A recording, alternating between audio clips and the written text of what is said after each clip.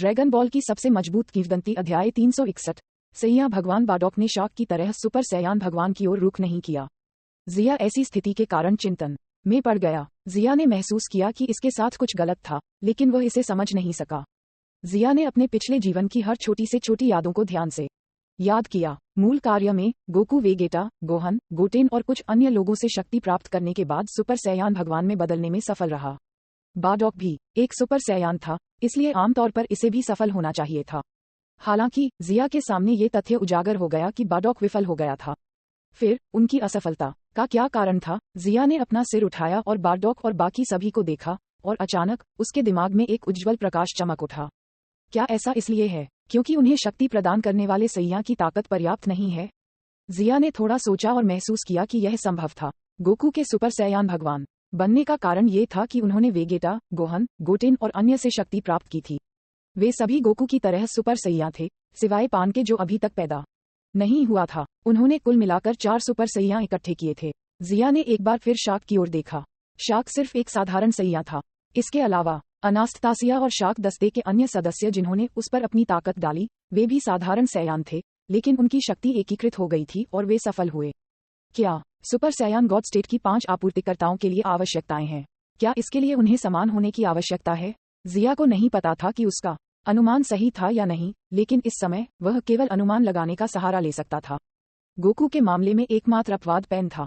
वह सुपर सैया नहीं थी और उन्हें सैया के रूप में भी नहीं माना जा सकता था। शायद वेगेटा की बिजली का एक हिस्सा पैन को वितरित किया गया था, जिससे ऊर्जा आपूर्तिकर्ताओं के बीच समन्वय बन गया था। हालांकि ये सिर्फ अटकलें थीं। विशिष्ट स्थिति क्या थी? संदर्भ के लिए बहुत कम जानकारी उपलब्ध थी, इसलिए निर्णय लेना असंभव था। एक नर्म आह के साथ जिया ने बाडॉक को देखा और अन्य लोगों ने इसे कुछ बार आजमाया, लेकिन वे बिना किसी अपवाद के असफल रहे। मायज, जो थोड़ी देर के लिए बगल से देख रहे थे, कुछ अधीर हो गए और अचानक पूछा, हम विशेष युद्ध स्क्वाड्रन के अन्य लोगों को कैसे ला सकते हैं और देखते हैं कि क्या वे सफल होंगे? उन्हें बुलाओ। जिया ने विचार किया और महसूस किया कि मायज का विचार एक संदर्भ के रूप में योग्य था। 10,000 से कम युद्ध शक्ति वाले सैयान भी हैं, वे इसे भी आजमा सकते हैं। शीलिंग ने अनुमान लगाया और एक सुझाव के साथ पालन किया, और फिर उन्होंने जारी रखा, दुर्भाग्य से अंकल ब्रुक और कुछ अन्य ग्रह होंगशान पर नहीं हैं, अन्यथा हम उन्हें भी कोशिश करने दे सकते थे। शाक का एक सफल उदाहरण था, इसलिए जिया ने मन ही मन सोचा, इस प्रयोग को विशेष युद्ध स्क्वाड्रन में फैलाना बेहतर होगा। ये सोचकर शियाया मान गया। विशेष युद्ध स्क्वाड्रन के सदस्य कुलीन वर्ग थे जिन्हें उन्होंने 10 साल पहले चुना था। शुरुआती दिनों में 80 से अधिक सदस्य थे। नुकसान और पुनःपूर्ति के कई वर्षों के बाद अब 84 योद्धा थे, जो 12 विशेष युद्ध दस्ते बनाते थे। यदि प्रत्येक विशेष युद्ध स्क्वाड्रन सफलतापूर्वक एक सैयान भगवान बना सकता है, तो ग्रह होंगशान की समग्र ताकत अचानक बहुत बढ़ जाएगी, जो काफी लुभावना थी। मैं उन लोगों को बुलाने जा रहा हूँ। बाडॉक को निराश महसूस नहीं हुआ कि वह सैयान भगवान नहीं बन सका। जब उन्होंने सोचा कि उनकी वर्तमान योजनाएं ग्रह होंगशान के भविष्य से कैसे संबंधित थीं, तो उन्होंने दिल से उत्कट महसूस किया। इसलिए उन्होंने स्वेच्छा से उन विशेष युद्ध स्क्वाड्रन सदस्यों को बुलाया। लगभग 10 मिनट बाद विशेष युद्ध स्क्वाड्रन के 40 से 50 सदस्य कामेई जंगल के ऊपर एक के बाद एक पहुंचे। बाडॉक ने उनका परिचय दिया। ये ग्रह होंगशान पर मौजूद विशेष युद्ध स्क्वाड्रन सदस्य हैं। बाकी सभी विभिन्न मिशनों पर दूर हैं। ठीक है, उन्हें पहले कोशिश करने दो। जिया ने सिर हिलाया और फिर सामान्य स्थिति को समझाया। जब बाडॉक उन्हें बुलाने के लिए आया, तो उसने स्थिति की व्याख्या नहीं की, इसलिए जब उन्होंने सुना कि उन्हें सुपर सैया भगवान पर मुकदमा चलाने के लिए बुलाया गया था, तो वे उतने ही भौंचक्के रह गए जितना कि शाक पहले था। हालांकि जिया में उनके विश्वास के कारण उनके दिल तुरंत उत्कट हो गए और वे एक दूसरे के साथ फुसफुसाहट में चर्चा करने के अलावा कुछ नहीं कर सके। चुप रहो सब लोग। जिया की कमान के तहत उन्होंने तुरंत अपनी चर्चा बंद कर दी और जिया को एक गंभीर अभिव्यक्ति के साथ देखा। जिया ने चारों ओर देखा और अपने दिल में बहुत संतुष्टि महसूस की।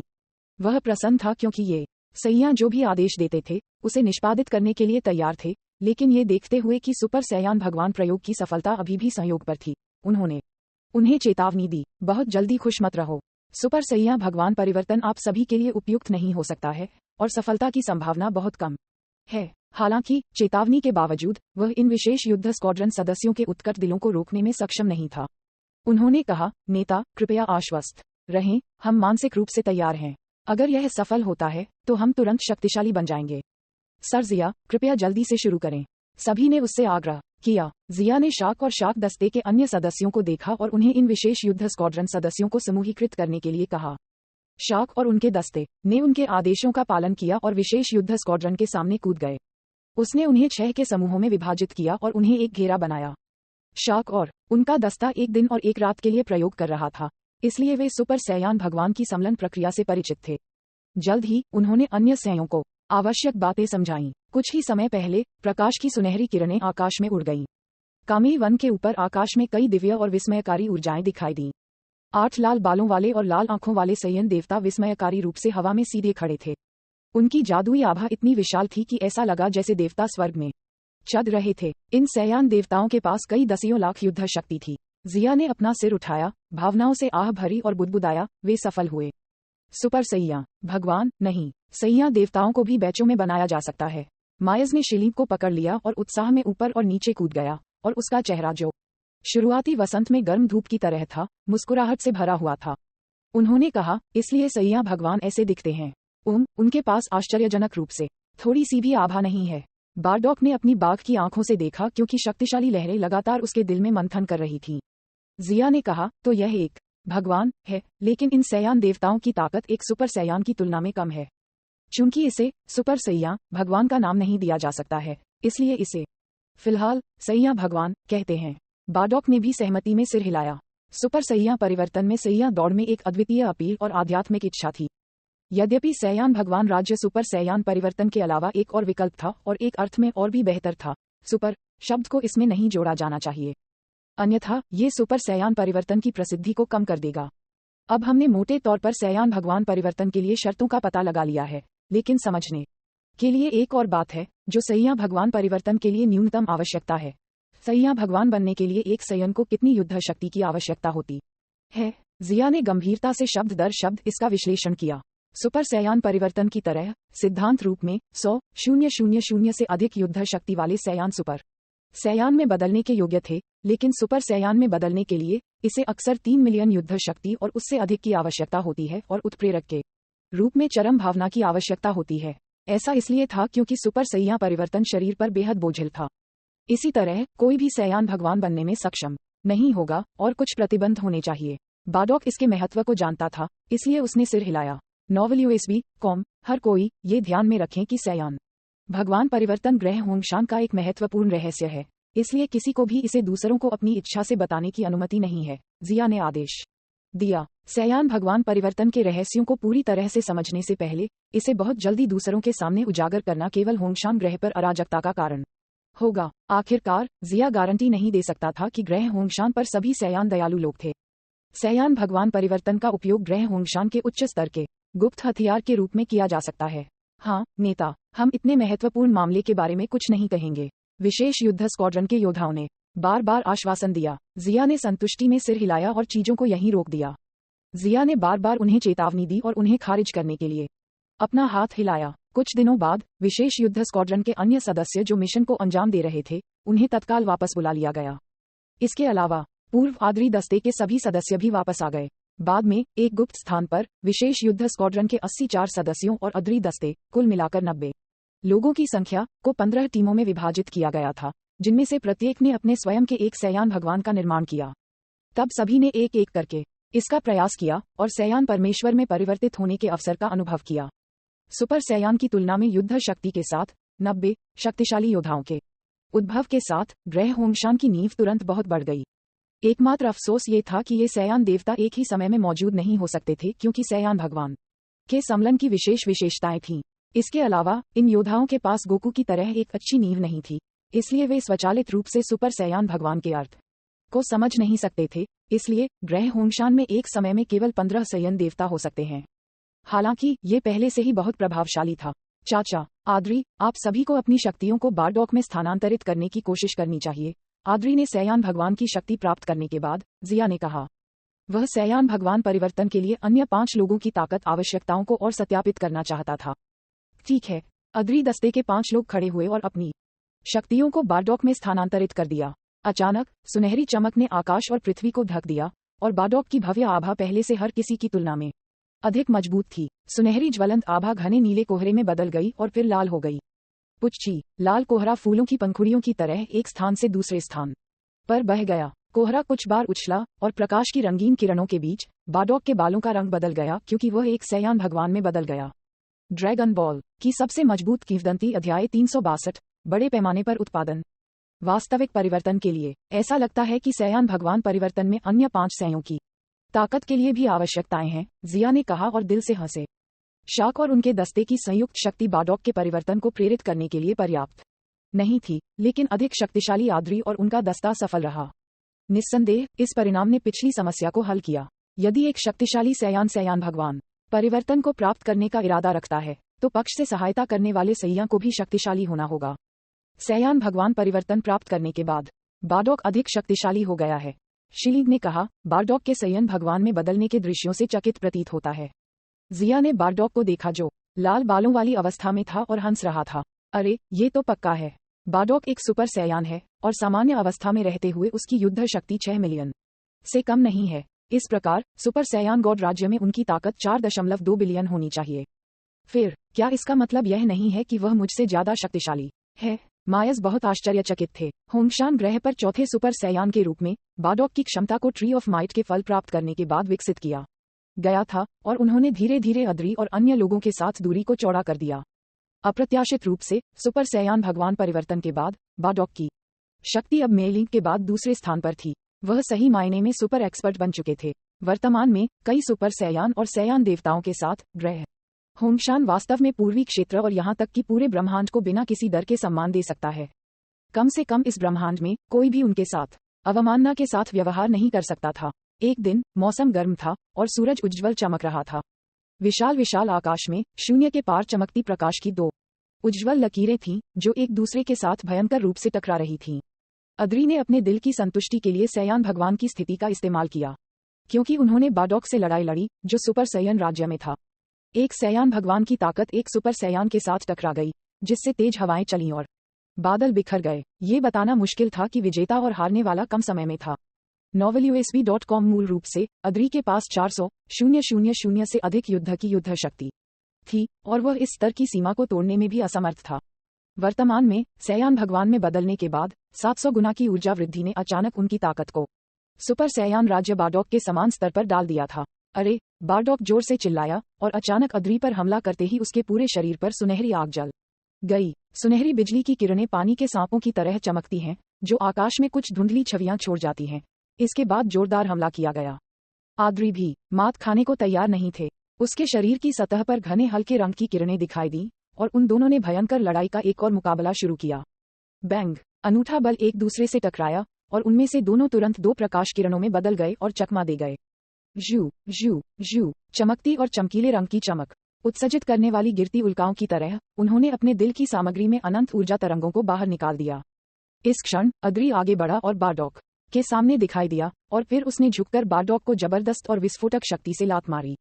बार्डॉक जिस स्थान पर खड़ा था वहां से एक धुंधली सीधी रेखा फैल गई और उसका शरीर एक तोप के गोले की तरह बाहर निकल गया, जो जमीन से टकराने से पहले आकाश में कुछ दूरी तक उड़ रहा था। वह सैकड़ों मीटर तक फिसल गया, पृथ्वी के स्तर में गहराई से घुस गया। वह अपने पीछे कई मीटर गहरा और 100 मीटर लंबा एक विशाल गड्ढा छोड़ गया। बड़ा गड्ढा धूल से भरा हुआ था। आद्री अपने चेहरे पर संतुष्टि की मुस्कान के साथ बगल में उतरा। उसने लंबे समय से इस तरह की मजेदार लड़ाई का आनंद नहीं लिया था। ग्रह होंगशान की मजबूत भूमि ने उन्हें ग्रह को नुकसान पहुंचाने वाले अपने हमलों के बारे में चिंता नहीं करने की अनुमति दी और इसके शीर्ष पर बार्डॉक इस तरह के समान रूप से मेल खाने वाले प्रतिद्वंद्वी ने अद्री को खुश महसूस कराया। पृथ्वी खुल गई और एक विशाल मजबूत आदमी दहाड़ के साथ जमीन से बाहर निकल गया। बार्डॉक एक खेदजनक स्थिति में आकाश में ऊंचा तैर गया। उसके शरीर पर सुनहरी ज्वलंत आभा अराजक हो गई और अब स्थिर नहीं थी। दूर से लड़ाई के दर्शकों के पास गंभीर भाव थे। आद्री का सबसे छोटा बेटा लारेट खुशी से मुस्कुरा रहा था क्योंकि उसने अपनी बगल की लड़की से कहा, एलिस, तुम्हारे पिता मेरे पिता के लिए मेल नहीं खाते हैं। एलिस के गाल उभरे, उसका सुंदर चेहरा उसकी नाखुशी को दर्शाता है। उसने लैरे की बांह को जोर से दबाया और जमकर कहा, तुमने अपनी किस आंख से देखा कि मेरे पिताजी हारने जा रहे हैं? यदि आप मुझ पर विश्वास नहीं करते हैं तो आप बिग ब्रदर जिया से पूछ सकते हैं। लारेट ने अपनी गर्दन फैलाई और जिया की ओर इशारा किया। बिग ब्रदर जिया, आपको क्या लगता है कि कौन जीतने जा रहा है? एलिस ने खुशी से पूछा। एलिस और लारेट के झगड़े के सामने जिया वास्तव में इसमें शामिल नहीं होना चाहता था, लेकिन उसने अभी भी आकाश में 2 लड़ाकों को देखा और अपनी राय व्यक्त की। अगर हम केवल ऊर्जा के दृष्टिकोण से बात कर रहे हैं तो बाडॉक बेहतर होना चाहिए, लेकिन सुपर सैयान परिवर्तन का बोझ बहुत बड़ा है, इसलिए लंबी लड़ाई होना मुश्किल होगा। इसके विपरीत एक सैया भगवान के सभी पहलू बहुत संतुलित हैं। इसके अलावा एक देवता के गुणों ने चाचा अद्री को आत्मा उपचार की स्थिति में होने का कारण बना दिया है। बेशक एक सैया भगवान की भी एक कमजोरी है। प्लेनेट मेटामॉर की फ्यूजन तकनीक की तरह एक बार सम्मेलन की समय सीमा समाप्त हो जाने के बाद सैयान गॉड राज्य निष्क्रिय हो जाएगा। आखिरकार आद्री का सैया भगवान राज्य गोकू के सुपर सैयान भगवान से अलग था, इसलिए इसकी अभी भी एक समय सीमा थी। कौन जीतेगा? एलिस और लारेट ने एक स्वर में बात की, और फिर वे दोनों एक दूसरे को देखते थे और ठंडे से हंसते थे। आपको खुद देखना चाहिए। एलिस और लारेट जिया के जवाब से असंतुष्ट थे, इसलिए वे दोनों शीलिंग और मायस को देखने के लिए मुड़े और कहा, बड़ी बहनों, आप हमें बताएं। शीलिंग ने अनजान होने का नाटक किया और उन्हें अनदेखा कर दिया। मायस खुशी से मुस्कुराए और कुछ नहीं कहा। बूम! लड़ाई की तेज आवाजें लगातार आ रही थीं, और जमीन से विभिन्न प्रकार की रंगीन रोशनी उठी, जो पूरे आकाश को रोशन कर रही थीं। लगभग आधे घंटे तक संघर्ष करने के बाद बाडॉक की लगभग समाप्त हो गई थी, और युद्ध में सैयान भगवान राज्य की आत्मा उपचार क्षमता और उसकी कठोर चाल के कारण आद्री भी अपनी सीमा तक पहुंच गया था। कुछ समय बाद दोनों ने लड़ाई समाप्त कर दी और अपनी सामान्य स्थिति में वापस आ गए। थोड़ी देर आराम करने के बाद आद्री दिल से चिल्लाया, हा हा हा, मैं बहुत खुश हूँ। मेरे बीच लंबे समय से इतनी बड़ी लड़ाई नहीं हुई है। बाडॉक ने भी एक मुस्कान प्रकट की और कहा, सैयान भगवान की स्थिति, जैसा कि अपेक्षित है, गहरा है। आपकी वर्तमान ताकत लगभग मेरे साथ समान रूप से मेल खाती है। अगर आप थोड़ा और टिक सकते थे तो मैं आपसे हार गया होता। हा हा हा, उसने कहा। लिटिल या, सैयान भगवान की परीक्षा वहां कैसे हुई? आद्री ने अपनी सांस को ठीक किया, पीछे मुड़ा और चिंता के साथ जिया से पूछा। जब व्यापार की बात आई तो जिया ने इसे गंभीरता से लिया। हाल के परीक्षणों के परिणामों से सैयान भगवान में परिवर्तन के लिए न्यूनतम आवश्यकता 50,000 युद्ध शक्ति है। मैंने कई लोगों के साथ परीक्षण किया है, और 50,000 या उससे अधिक युद्ध शक्ति वाले उन लोगों में से एक भी व्यक्ति बदलने में सक्षम नहीं है। तो कुल कितने सैयान के पास होंगशान ग्रह पर 50,000 या उससे अधिक की युद्ध शक्ति है? बाडॉक ने पूछा। 1200 से अधिक लोग हैं जिनके पास ग्रह होंगशान पर एलीट योद्धाओं से ऊपर युद्ध शक्ति है, और जिन लोगों के पास 50,000 से ऊपर की युद्ध शक्ति है, उनके लिए कुल 312 के साथ थोड़ा कम है। एक साल पहले प्लेनेट होंगशान के मार्शल आर्ट टूर्नामेंट के दौरान के समय की तुलना में एलीट वॉरियर्स की संख्या अब 100 से अधिक लोगों की है। आद्री की आंखें अचानक चमक उठीं और उसके मुंह के कोने एक मुस्कान में बदल गए। उन्होंने कहा, तो कहने के लिए होंगशान ग्रह पर कुल मिलाकर 300 से अधिक सैयान देवता उत्पन्न किए जा सकते हैं? जिया मुस्कुराया, अपना सिर हिलाया और कहा, संभव नहीं है। यद्यपि सैयान भगवान में परिवर्तन के लिए आवश्यकताओं का अनुमान हमारे द्वारा 50,000 युद्ध शक्ति या उससे अधिक होने का अनुमान लगाया गया था, हमें ये समझने की आवश्यकता है कि सैयन भगवान की आवश्यकताएं अभी भी बहुत कठोर हैं। मुझे लगता है कि अगर हमारे पास अंततः 200 सैया देवता हो सकते हैं तो ये बुरा नहीं होगा। इसके अलावा एक ही समय में केवल 30 के आसपास दिखाई दे सकते हैं, ये भी बहुत शक्तिशाली है। 30 से अधिक सैयन देवता। आद्री जब भी इस बारे में सोचते थे तो संतुष्ट महसूस करते थे। यद्यपि नींव के रूप में 50,000 युद्ध शक्ति के साथ कई सैया 35 मिलियन से अधिक की युद्ध शक्ति के साथ एक सैयान भगवान बन सकते थे, वे सुपर सैयन की तुलना में बहुत कमजोर थे। हालांकि अद्री ने पहले इस बारे में सपने में भी सपने देखने की हिम्मत नहीं की होगी।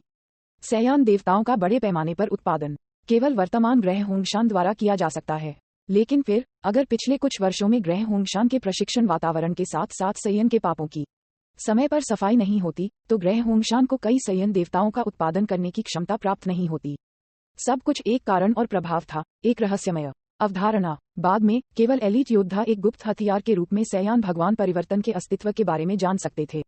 10 दिन से अधिक समय के बाद उत्तरी क्षेत्र में कहीं जो अबो और काडो भाइयों की सेनाओं द्वारा नियंत्रित किया गया था, सैयान नप्पा और राडित्स एक ग्रह पर इंतजार कर रहे थे, और कुछ ही दूरी पर एक अजीब उपस्थिति के साथ एक एलियन का मृत शरीर जमीन पर उल्टा पड़ा था।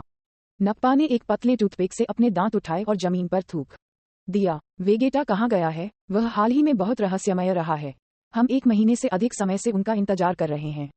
राडित्स ने वसायुक्त मांस का एक टुकड़ा लिया और एक अस्पष्ट आवाज के साथ कहा, मुझे नहीं पता। वेगेटा हर कुछ वर्षों में एक बार गायब हो जाता है, इसलिए मुझे पहले से ही इसकी आदत है। क्या आपने यह नहीं कहा कि उनके पास हमसे छिपाने के लिए कुछ भी नहीं है? अंतरिक्ष यान क्यों नहीं ले जाते? नापा ने पूछा और 3 गोलाकार अंतरिक्ष यान की ओर इशारा किया, जो बहुत दूर नहीं है। वेगेटा ने गायब होने पर अंतरिक्ष यान का उपयोग नहीं किया। इसके बजाय उन्होंने एक अंतरिक्ष यान का उपयोग किया। कौन जानता है, हमें इस तरह की चीजों की परवाह नहीं करनी चाहिए। आखिरकार अगर वेगेटा को पता था तो हमें उसके द्वारा फटकार लगाई जाएगी। रॉडेट्स ने अपने हाथ में मांस का टुकड़ा रखा और गंभीरता से कहा। जब नप्पा ने वेगेटा के भयावह रूप को याद किया तो वह मुस्कुराए बिना नहीं रह सका, और फिर उसने गुस्से और आंखों में एक बुरी अभिव्यक्ति के साथ रेडिट्स को देखा। रेडिट्स, ऐसा लगता है कि आपके पंख कठोर हो गए हैं। क्या आप अंकल नप्पा से इस तरह बात करने की हिम्मत करते हैं? ड्रैगन बॉल की सबसे मजबूत किंवदंती अध्याय 363। वेगेटा का दृढ़ संकल्प। नप्पा ने रेडिट्स को हेय दृष्टि से देखा, जिसका मुख्य कारण एक निम्न स्तरीय योद्धा के प्रति एक उच्च स्तरीय योद्धा का पूर्वाग्रह था। नप्पा केवल रेडिट्स के साथ लीग में थे क्योंकि ब्रह्मांड में केवल कुछ सैया बचे थे। नप्पा ने महसूस किया कि एक निम्न स्तरीय योद्धा पर ध्यान देना उनकी गरिमा के नीचे था। इसलिए जब भी उसका मूड खराब होता, वह अपनी श्रेष्ठता का प्रदर्शन करते हुए रेडिट्स पर अपना गुस्सा निकालता। इस बार दिए गए मिशन को पूरा करने के अलावा वेगेटा ने अज्ञात कारणों से अंतरिक्षयान का उपयोग करके खुद को छोड़ दिया, जिससे नप्पा और रेडिट्स ग्रह पर चले गए। नप्पा ने वेगेटा को अपना असंतोष दिखाने की हिम्मत नहीं की, इसलिए उसने रेडिट्स पर अपना गुस्सा छोड़ दिया। रेडिट्स जानता था कि वह नप्पा के लिए कोई मुकाबला नहीं था, इसलिए वह अक्सर अपमान सहन करता था। हालांकि उसके इस व्यक्तित्व ने नप्पा को एक उच्च स्तरीय योद्धा के रूप में और भी अधिक नीचा दिखाया। अरे रेडिट्स, क्या आपने महसूस किया है कि इस दौरान डोडोरिया फिर से अभिमानी हो गया है? वह पहले बहुत कम चाबी वाला था, नप्पा ने झुककर अचानक कहा। रेडिट्स ने थोड़ी देर के लिए खाली घूरकर देखा। वह आमतौर पर इस बारे में परवाह नहीं करता था, इसलिए उसने आश्चर्य से पूछा, ऐसा क्यों है? मूर्ख, यह इंगित करता है कि फ्रीजा जल्द ही वापस आ रहा है। डोडोरिया को लगा होगा कि एक मजबूत समर्थन के साथ वह अबो और काडो भाइयों के सामने अभिमानी होने की हिम्मत कर सकता है। तो यह ऐसा ही था। रेडिट्स को एक एहसास हुआ। नप्पा दिल खोलकर हंसे। हा हा हा, यह अंकल नप्पा का विश्लेषण है। हाँ, इस समय उनके कान के पास संचार उपकरण 2 बार फट गया। यह वेगेटा का संचार संकेत था। वेगेटा वापस आ रहा है। नप्पा खुश दिख रहे थे और उन्होंने वेगेटा के साथ कुछ वाक्यों का आदान प्रदान किया। फिर उन्होंने रेडिट्स से कहा, तैयार हो जाओ, वेगेटा जल्द ही वापस आ जाएगा। उसके बाद नप्पा ने ऊर्जा तरंगों को दूर के जंगल में भेजा और फिर गड़गड़ाहट वाले विस्फोटों ने इलाके को हिला दिया, जिससे काला धुआं पैदा हुआ। जब धुआं फैल गया तो भूमि फिर से दिखाई देने लगी और उनके सामने एक खुला, सपाट और झुलसा हुआ इलाका दिखाई दिया। रेडिट्स ने शांति से दृश्य को देखा। उसकी आंखें प्रशंसा के संकेत से चमक रही थीं। हालांकि रेडिट्स भी इतना नुकसान कर सकता था, लेकिन उसे नप्पा के विपरीत अधिक प्रयास का उपयोग करना होगा, जिसने आसानी से ऐसा किया था। निश्चित रूप से यह एक उच्च स्तरीय योद्धा की शक्ति के रूप में प्रशंसित होने के योग्य है। रेडिट्स ने ईर्ष्या से अपने दिल में सोचा। हा हा हा, रेडिट्स, जब वेगेटा वापस आएगा तो हम मिशन को अंजाम देने के लिए अन्य ग्रहों पर जाएंगे।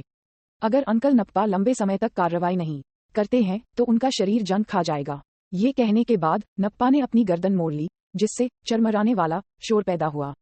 बहुत समय बाद एक बहुत बड़ा अंतरिक्षयान खुले इलाके पर उतरा जो अब बंजर हो गया था।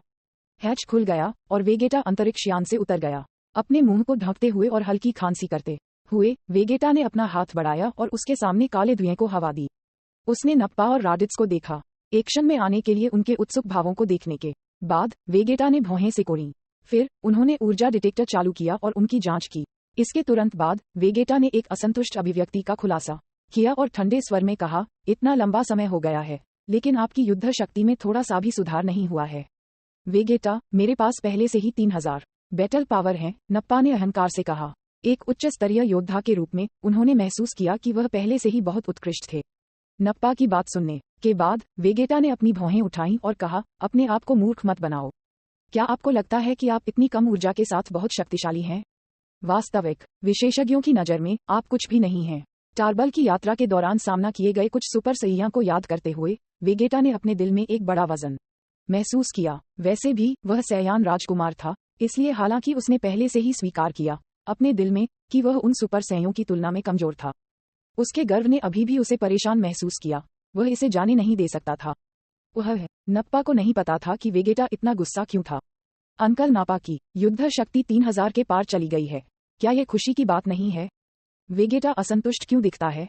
नप्पा को समझ नहीं आया, इसलिए वह केवल गुस्से में पक्ष में पीछे हट सकता था। रेडिट्स के लिए ये देखकर कि नप्पा को डांटा गया था, भले ही उसकी ताकत 3000 तक पहुंच गई थी, उसने अपनी युद्ध शक्ति के बारे में सोचा और अपना चेहरा दिखाने में बहुत शर्म महसूस की। एक पल की चुप्पी के बाद वेगेटा ने अचानक कहा, हम आगे कोई मिशन नहीं करेंगे। इसके बजाय हम इस ग्रह पर ठीक से प्रशिक्षित होंगे। लेकिन अगर हम मिशन को पूरा नहीं करते हैं तो हमारे पास किंग फ्रीजा के पक्ष को देने के लिए एक अच्छा स्पष्टीकरण नहीं होगा। राडित्स ने विनम्र रूप से कहा, मेरे सामने फ्रीजा का उल्लेख मत करो। जब उसने फ्रीजा का नाम सुना तो वेगेटा की काली आंखों में एक ठंडी रोशनी चमक उठी और उसने अपने दांतों को भींच लिया क्योंकि उसके दिल में नफरत जल रही थी। जिया से प्लेनेट वेगेटा के विनाश की सच्चाई की पुष्टि करने के बाद वेगेटा के दिल में फ्रीजा के प्रति केवल नफरत बची थी। इसके अलावा वेगेटा ने अपनी आंखों से एक संकेत दिया और नप्पा और राडित्स ने तुरंत महसूस किया और साथ ही डिटेक्टर को बंद कर दिया। यह क्या है, क्या कुछ हुआ? नप्पा ने ध्यान से पूछा। जब आप बाद में बात करते हैं तो स्थान पर ध्यान दें। हमें कोशिश करनी चाहिए कि फ्रीजा को इसके बारे में पता न चले। वेगेटा का चेहरा ठंडा था क्योंकि उसने उन्हें कठोर सच्चाई बताई थी। मुझे अभी जानकारी मिली है कि मूल ग्रह वेगेटा तथाकथित उल्कापिंड प्रभाव से नष्ट नहीं हुआ था। इसके बजाय इसे फ्रीजा ने खुद नष्ट कर दिया था और सभी सयान फ्रीजा के हाथों से मर गए। क्या? नप्पा और राडित्स दोनों दंग रह गए। ग्रह वेगेटा और सयन, उन्हें फ्रीजा के हाथों से कैसे नष्ट किया जा सकता है? विशेष रूप से राडित्स सदमे में था। अपने दिल में उन्होंने हमेशा राजा फ्रीजा को महान सार्वभौमिक सम्राट के रूप में सोचा था। अप्रत्याशित रूप से ग्रह वेगेटा उसके द्वारा नष्ट कर दिया गया था। नप्पा का दिल भी कांप रहा था। वेगेटा के चरित्र के बारे में सोचते हुए उन्होंने सावधानी से पूछा, वेगेटा, क्या आप बदला लेने के लिए फ्रीजा की तलाश करने जा रहे हैं? वेगेटा उदास लग रहा था क्योंकि वह ठंडा हो गया और कहा, ग्रह वेगेटा की नफरत को चुकाया जाना चाहिए, लेकिन अब समय नहीं है। हफ, फ्रीजा नीचे लेटा हुआ है, वह हमारे विचार से भी अधिक शक्तिशाली होना चाहिए। अतीत में उन्होंने सोचा कि फ्रीजा डोडोरिया और अन्य लोगों की तुलना में केवल थोड़ा अधिक शक्तिशाली था। अधिक से अधिक उसके पास कुछ दसियों हजार युद्ध शक्ति थी, लेकिन जिया ने उसे जो जानकारी दी उसने उसे ठंडा महसूस कराया। वह अपने दिल में तात्कालिकता की भावना महसूस किए बिना नहीं रह सका। उन्हें और अधिक शक्तिशाली होने की आवश्यकता थी, न केवल फ्रीजा को पार करने के लिए बल्कि जिया और अन्य को भी पार करने के लिए। वह वेगेटा सुपर सैया बनने के लिए योग्य एकमात्र व्यक्ति था। नप्पा ने भ्रम में वेगेटा को देखा और पूछा, वेगेटा, क्या आपकी युद्ध शक्ति पहले से ही 10,000 तक नहीं पहुंच गई है? यदि आप ग्रेट ऐप परिवर्तन करते हैं, भले ही आप फ्रीजा के लिए मैच नहीं करेंगे, तो आपको उसी के बारे में होना चाहिए। ओह, यह वही है जो हमने पहले सोचा था। हालांकि किसी ने मुझे सूचित किया कि सामान्य राज्य में फ्रीजा की युद्ध शक्ति 530,000 है। सामान्य स्थिति, क्या इसका मतलब यह नहीं है कि फ्रीजा भी हम सैया की तरह आपातकाल में परिवर्तनों का उपयोग कर सकता है? मुझे डर लग रहा था। उसके हाथों में जो जानकारी थी उससे उसे अपने दुश्मनों की बुनियादी समझ मिली। इसे सीधे शब्दों में कहें तो वर्तमान में उनके पास फ्रीजा को चुनौती देने की कोई योग्यता नहीं थी, यहाँ तक कि थोड़ी सी दुश्मनी भी प्रकट नहीं होनी चाहिए। अन्यथा एक बार जब फ्रीजा को पता चल जाता है तो वह वेगे को मार देगा जैसे उसने अन्य सैयों के साथ किया था। एतर ओवल्यूएसबी कॉम वेगेटा की संतुष्टि के लिए फ्रीजा पर्दे के पीछे सेवानिवृत्त हो गया था और थोड़े समय के लिए उन पर नजर नहीं रख सकता था। हालांकि वर्तमान में संकेत थे कि फ्रीजा लौटने की योजना बना रहा था। क्या यह उनके दिलों पर प्रहार करने के लिए आकाश से गिरने वाले वज्र की तरह था? नप्पा और राडित्स चौंक गए और दक्षिण से उत्तर नहीं बता सके। अचानक उनकी पूंछ की हड्डी से उनके सिर के शीर्ष तक एक ठंड बढ़ गई। भले ही वे चिलचिलाती धूप के नीचे खड़े थे, लेकिन उन्हें ऐसा लगा जैसे वे बर्फ और बर्फ की दुनिया में थे, एक विशाल ठंड महसूस कर रहे थे। वेगेटा, आप नहीं हैं, मजाक कर रहे हैं, है ना? नप्पा को खांसी आई और उसने अविश्वास में पूछा, अच्छा आकाश, 530,000 युद्ध शक्ति, और यह अभी भी सामान्य स्थिति में है? फ्रीजा इतना शक्तिशाली है? क्या मुझे लगता है कि मैं मजाक कर रहा हूँ? वेगेटा के पूरे शरीर ने एक खतरनाक आभा छोड़ दी और उसकी बर्फीली नजर तलवार की तरह नप्पा की छाती में घुस गई। चिंतित नप्पा ने जल्दी से अपना हाथ हिलाया और कहा, नहीं, मेरा मतलब यह नहीं है। आपको जल्दबाजी करने और प्रशिक्षित करने की भी आवश्यकता है। सैया को बेकार लोगों की जरूरत नहीं है। तब आपको दंडित करने के लिए मुझे दोष न दें, वेगेटा ने सख्ती से कहा। नप्पा, जो वेगेटा के व्यक्तित्व से अच्छी तरह से वाकिफ था, जानता था कि वेगेटा के शब्द खाली धमकियां नहीं थे। वेगेटा के शातिर और निर्दयी स्वभाव के साथ वह उन्हें मार डालेगा, इसलिए नप्पा ने जल्दी से सहमति में सिर हिलाया। दूसरी तरफ राडित्स अभी भी दुविधा में था, और जब वेगेटा की उदासीन आंखें उसकी ओर मुड़ी जैसे कि वह एक सपने से जाग गया था, राडित्स ने भी बार बार सहमति में सिर हिलाया। बाद में वेगेटा ने अब नप्पा और राडित्स पर ध्यान नहीं दिया, और अपने दिमाग में किसी भी विचलित विचारों के बिना वह किनारे पर उड़ गया और इस अजीब ग्रह पर कड़ी मेहनत करना शुरू कर दिया।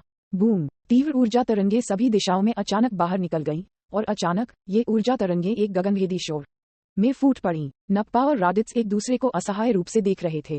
नप्पा ने अपने बड़े गंजे सिर को थपथपाया और उसके होंठों को चूमा। वेगेटा के साथ क्या हो रहा है, उसे ये सब किसने बताया? इसे भूल जाओ, ये पूछना व्यर्थ होगा। नप्पा ने उपहास में अपना सिर हिलाया, खुद से चले गए और प्रशिक्षण के लिए एक जगह भी मिली। उन्होंने कहा, हमें लड़ना होगा। फ्रीजा के खिलाफ लड़ाई, ये वास्तव में है। रेडिट्स को नहीं पता था कि क्या कहना है। उसका चेहरा निराशा और हार से भरा था। खुद को फ्रीजा के खिलाफ सेट करते हुए उन्होंने महसूस किया कि उनका भविष्य अंधेरे से भरा था। ... ग्रह होंगशान, जिया ने सैयान भगवान प्रयोग पूरा करने के बाद उन्होंने शीलिंग और मायस के साथ प्रशिक्षण साधना में भी प्रवेश किया। उन्हें विस से जो कुछ भी सीखा उसकी समीक्षा करने में कुछ समय बिताना पड़ा। वह जानते थे कि प्रशिक्षण की राह निरंतर प्रयासों को महत्व देती है। जिन लोगों में दृढ़ता की कमी थी, उनका कोई भविष्य नहीं था, ठीक गोहन की तरह। 4 साल तक ट्रेनिंग नहीं करने के बाद माजिन बुयू की ताकत भी काफी पीछे चली गई। मार्शल कलाकारों के स्वभाव को पूरी तरह से खो देते हुए यह कोई आश्चर्य की बात नहीं थी कि लोगों को चावल से जंगली के रूप में उपहास किया जाएगा, एक चरित्र जैसे बड़े आदमी की तुलना में। वाइल्डर, यदि सामने वाली गाड़ी पलट जाती है तो यह निम्नलिखित गाड़ी तारांकन को चेतावनी देगा। जिया ने इस सबक को अच्छी तरह से समझा, इसलिए उन्होंने प्रशिक्षण के दौरान और भी कड़ी मेहनत की। तारांकन पूर्ववर्ती की विफलता से सबक लें। जिया जल्द से जल्द सुपर सैयान 3 के स्तर तक पहुंचना चाहती थी और फिर सर्वोच्च शक्ति के साथ एक सांस में क्रिएटिव गॉड स्टार की 300वीं मंजिल पर पहुंचना चाहती थी। जिया जानना चाहते थे कि सुपर सैयान 3 में पहुंचने के बाद अपने आयाम को बेहतर बनाना कैसा होगा। क्या ये गोहन की तरह होगा, उस रहस्यमय स्थिति में प्रवेश कर रहा है, या वह सीधे बन जाएगा एक सुपर सैयान भगवान। ड्रैगन बॉल की सबसे मजबूत किंवदंती अध्याय 364। 2 लोगों का मिलन। समय बीतता गया और पलक झपकते ही 2 साल बीत गए। ये 2 साल होंगशान ग्रह के लिए बहुत महत्वपूर्ण थे। अतीत में जिया का अनुसरण करने वाले अधिकांश सैयान वंश पहले ही शादी कर चुके थे। ग्रह होंगशान की आबादी एक बार फिर बढ़ गई थी। सैयन की संख्या 35,400 तक पहुंच गई थी। जनसंख्या वृद्धि के अलावा सैयान की समग्र युद्ध शक्ति भी बढ़ रही थी और जिया द्वारा छिपे हुए 90 से अधिक सैयान देवताओं के साथ ग्रह होंगशान की ताकत पूरी आकाशगंगा को तिरस्कार के साथ मानने के लिए पर्याप्त थी। एक ट्रेनिंग रूम में सफेद जमीन पर 3 लोग चुपचाप बैठे थे। इस प्रशिक्षण कक्ष का गुरुत्वाकर्षण इतना अधिक था कि पूरा स्थान एक दमनकारी गहरे लाल आभा में डूबा हुआ था। दिन इंजन बहुत सुस्त आवाज के साथ काम कर रहा था। हालांकि कमरे के केंद्र में स्थित 3 लोग मजबूत इरादों वाले बने रहे, क्रॉस पैर बैठे थे जैसे कि वे ध्यान में पुराने भिक्षु हों। बूम, एक सुनहरी आभा अचानक फूट पड़ी और जल्द ही चांदी सफेद बिजली के चाप गूंजने लगे जो कभी कभी अभिसरण होते थे, जिससे क्रैकिंग ध्वनियां उत्पन्न होती थीं। दमनकारी भावना को इतने बल के साथ नीचे की ओर दबाया जाता है, पदार्थ के साथ एक भारी वस्तु की तरह। इस दबाव से प्रभावित होकर शीलिंग और मायस ने एक साथ अपनी आंखें खोलीं। उनके नाजुक चेहरे खिलते हुए कमल के फूलों की तरह थे, एक धुंधली मुस्कान ले रहे थे। वे दोनों प्रशिक्षण कक्ष के दूसरी ओर के व्यक्ति को देखते रहे। जिया फिर से मजबूत हो गया है। अब हम एक बार फिर उससे बहुत पीछे हैं, मायस ने मजाक उड़ाते हुए कहा, क्योंकि उसने शीलिंग के चारों ओर अपना हाथ रखा था। शीलिंग ने मुस्कुराते हुए कहा, हम भी कमजोर नहीं हैं। मैं फुल पावर सुपर सैया स्तर पर पहुंच गया हूं और मैं सुपर सैया 2 हासिल करने से केवल एक कदम दूर हूं। अगर हम अभी मेलिंग में फ्यूज होते हैं तो हम अधिक शक्तिशाली होंगे। हाँ, ये तो पक्का है। शीलिंग के शब्दों से सहमत होकर मायस का चेहरा आत्मविश्वास से भरा था। ये कहने के लिए कि जिया ने तब से उनसे आगे निकल गया था, चाहे वह शीलिंग हो या मायस, दोनों पूरी तरह से आश्वस्त नहीं थे। उन दोनों के पास एक अत्यंत उच्च प्रतिभा और गर्वित व्यक्तित्व था। वे दोनों एक ही पति की सेवा केवल इसलिए करते थे क्योंकि वे बचपन से जिया के साथ थे और दोनों ने बचपन से ही अपनी भावनाओं को विकसित किया था। अगर यह कोई और होता तो वे तुरंत उसे मौत के घाट उतार देते। विस के तहत लंबे समय तक प्रशिक्षण के बाद शीलिंग और मायस की ताकत स्वाभाविक रूप से कई गुना बढ़ गई थी और उन्होंने तथाकथित सुपर सैयान 2 और सुपर सैयान 3 का पीछा करने के महत्व को पहचाना। 100 गुना प्रवर्धन के लिए 400 बार। एक बार जब उन्होंने इस तरह का दृष्टिकोण विकसित किया तो उनके दिल व्यापक हो गए। शीलिंग और मायस पहले से ही एक साधारण शक्ति वृद्धि से असंतुष्ट थे। इस तरह के विस्फोटक प्रकार के परिवर्तन का क्या उपयोग था? उनका एकमात्र अनुसरण अनंत परमेश्वर राज्य था। ईश्वर राज्य को प्राप्त करने का मार्ग बहुत लंबा और कठिन था और इसे प्राप्त करने के लिए उन्हें कितना समय खर्च करना होगा, इसका अनुमान लगाना आसान नहीं था।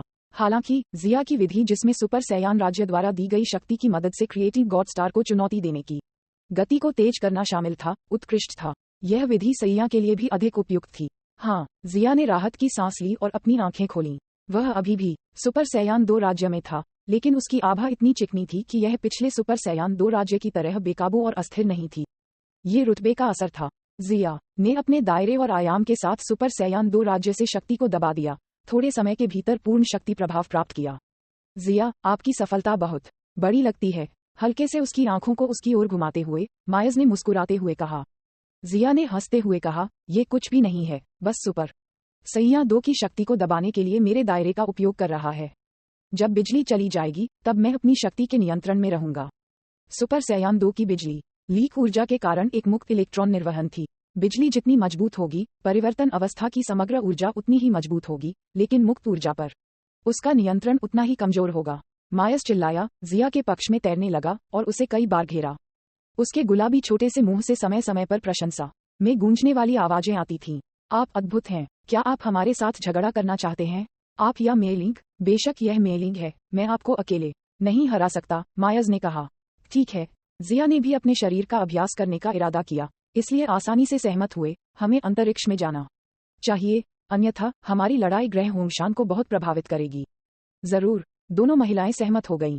इसलिए उन तीनों ने प्रशिक्षण कक्ष के इंजन को बंद कर दिया और ग्रह होंगशान से कई आकाशगंगाओं से दूर गहरे अंतरिक्ष में टेलीपोर्ट किया। जिया और मेलिंग ने एक विश्व हिला देने वाली लड़ाई शुरू की। पृथ्वी novelUSB.com कुंवारी जंगल की परिधि में जहां कोरिन की पवित्र भूमि स्थित थी, घना जंगल उठा और एक लहर की तरह गिर गया। एक नदी के साथ एक स्पष्ट धारा सैकड़ों किलोमीटर तक बाहर की ओर बहती थी जब तक कि यह समुद्र में प्रवेश नहीं कर गई। पवित्र भूमि के चारों ओर एक विशाल पर्वत श्रृंखला थी जो हजारों किलोमीटर तक फैली हुई थी। इलाके के साथ एक घुमावदार पहाड़ी सड़क खोली गई थी। कुछ स्थानों पर सीधे एक तरफ और पर्वत श्रृंखला के पार घुमावदार चट्टानें थीं। सामने विशाल जंगल था जहां तक आंखें देख सकती थीं। कोरिन की पवित्र भूमि फैली हुई थी। ऊबड़ खाबड़ पहाड़ी सड़क पर एक युवक ट्रेवलिंग बैग लेकर लकड़ी के बेत के सहारे कदम से कदम मिलाकर सड़क पर चल रहा था। हालांकि क्योंकि वह बहुत लंबे समय से चल रहा था, युवक के पैर कांप रहे थे और उसका माथा पसीने के बीन के आकार के मोतियों से ढका हुआ था। लेकिन फिर भी युवक दांत बींचते हुए चढ़ता रहा। बस थोड़ा और मैं कोरिन की पवित्र भूमि पर पहुंचूंगा। युवक सितारों को देख रहा था और उसकी चेतना धुंधली होने लगी। उनका एफ्रो हेयर स्टाइल शक्तिहीन रूप से नीचे लटक रहा था। धमाका! एफ्रो के साथ युवक जमीन पर गिर गया। इस समय उसके कान के बगल में एक आवाज सुनाई दी। अरे, तुम ठीक तो हो ना? उसने ऊपर देखा और एक मोटे प्यारे कपड़े पहने हुए युवक को देखा। इस मोटे युवक ने एक पीले भूरे रंग का योद्धा सूट पहना था, जिसकी कमर पर एक लंबी तलवार लटक रही थी, बिल्कुल रोनिंग की तरह। धन्यवाद, मैं ठीक हूँ। मेरा नाम यजीरोब है। क्या आप भी यहाँ कोरिन टॉवर को चुनौती देने के लिए हैं? मोटे योद्धा यजीरोब ने अपना हाथ बढ़ाया और युवक को अपने पैरों तक पहुंचने में मदद की। उसके चेहरे पर एक दयालु और उज्ज्वल मुस्कान पहने एफ्रो के साथ युवक ने सिर हिलाया और कहा, मेरा नाम शैतान है। मैं कोरिन टॉवर को चुनौती देना चाहता हूँ और अपने गुरु की अपेक्षाओं को पूरा करना चाहता हूँ। शैतान, ये वास्तव में एक अजीब नाम है। यजीरोबे ने शैतान का नाम लिया और फिर उसने अपनी बाहों से 2 मांस पकौड़ी और पानी की एक बोतल निकाली और उसे सौंप दिया। ये तुम्हारे खाने के लिए है। यह आपकी शारीरिक शक्ति को फिर से भर देगा। इसके अलावा आप वास्तव में हैं। आपने कोरिन की पवित्र भूमि पर आने से पहले तैयारी क्यों नहीं की? मांस की पकौड़ी को नीचे गिराते हुए शैतान का गला घुट गया। उसने अपनी छाती को जोर से थपथपाया और जमकर एक मुंह पानी पिया। मैंने नहीं सोचा था कि कोरिन की पवित्र भूमि इतनी दूर होगी। यह एक प्रमुख जंगल से घिरा हुआ है। जब मैं आधे रास्ते में था तो कोई सूखा भोजन नहीं बचा था। शैतान का चेहरा लाल हो गया और उसने शर्मिंदगी में अपने गाल को खरोंच दिया। किंग पिकोलो की घटना के अंत के बाद से दुनिया भर के लोगों को मार्शल आर्ट की भयावहता का एहसास हुआ था। बाद में सेंट्रल सिटी के समर्थन के साथ पृथ्वी की मार्शल आर्ट ने अचानक समृद्धि के समय में प्रवेश किया। इस समय लोगों ने महसूस किया कि पृथ्वी पर इतने शक्तिशाली मार्शल कलाकार थे। टाइट्स की पुस्तक मार्शल इमॉर्टल की जीवनी की बढ़ती लोकप्रियता के साथ कोरिन की पवित्र भूमि, एक ऐसी जगह जिसमें पहले किसी की दिलचस्पी नहीं थी, अचानक लोगों की दृष्टि में प्रवेश किया। बाद में कोरिन टॉवर को चुनौती देने के लिए कोरिन की पवित्र भूमि पर लगातार मार्शल कलाकार आ रहे थे। हालांकि कोई भी अभी तक कोरिन टॉवर पर सफलतापूर्वक चढ़ने में सक्षम नहीं था। क्या आप एक समुराई हैं? आप कोरिन टॉवर को चुनौती क्यों देना चाहते हैं? शैतान ने पूछा। यजीरोबे ने अपनी लंबी तलवार निकाली और उसे हवा में कई बार लहराया। कुछ ठंडी किरणें चमकीं और यजीरोबे ने अपनी लंबी तलवार को ढक लिया। क्योंकि शैतान के सिर से काले बालों के कई ताले तैर रहे थे, उसका एफ्रो आधा कट गया था। शैतान सदमे में चिल्लाया और वह अचानक ठंडे पसीने में टूट गया। यजीरोबे ने शांत स्वर में कहा, ये तलवार का कौशल है जिसे मैंने स्वयं विकसित किया है।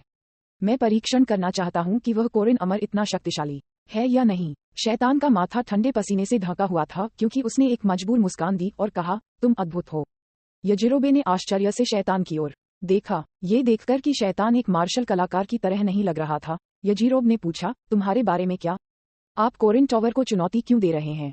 प्रसिद्ध होने के लिए, जैसे कि उसका बहुत अपमान किया गया हो? शैतान उछल पड़ा, उसके गाल चमकदार लाल हो गए। नहीं, मैं अपने गुरु की अपेक्षाओं को पूरा करने की कोशिश कर रहा हूँ, शैतान ने धीरे से कहा। ये पता चला कि शैतान एक दूर और अलोकप्रिय कुश्ती स्कूल से आया था। एक दिन वह अपने गुरु के साथ एक प्रतियोगिता में भाग लेने के लिए बाहर गया और लापरवाही से दक्षिण शहर में एक पारिवारिक मधुशाला में मर्केनरी ताओ के हेयर स्टाइल का मजाक उड़ाया। एक कार्रवाई जो उसके मालिक की हत्या के साथ समाप्त हुई। वह भी गंभीर रूप से घायल हो गया।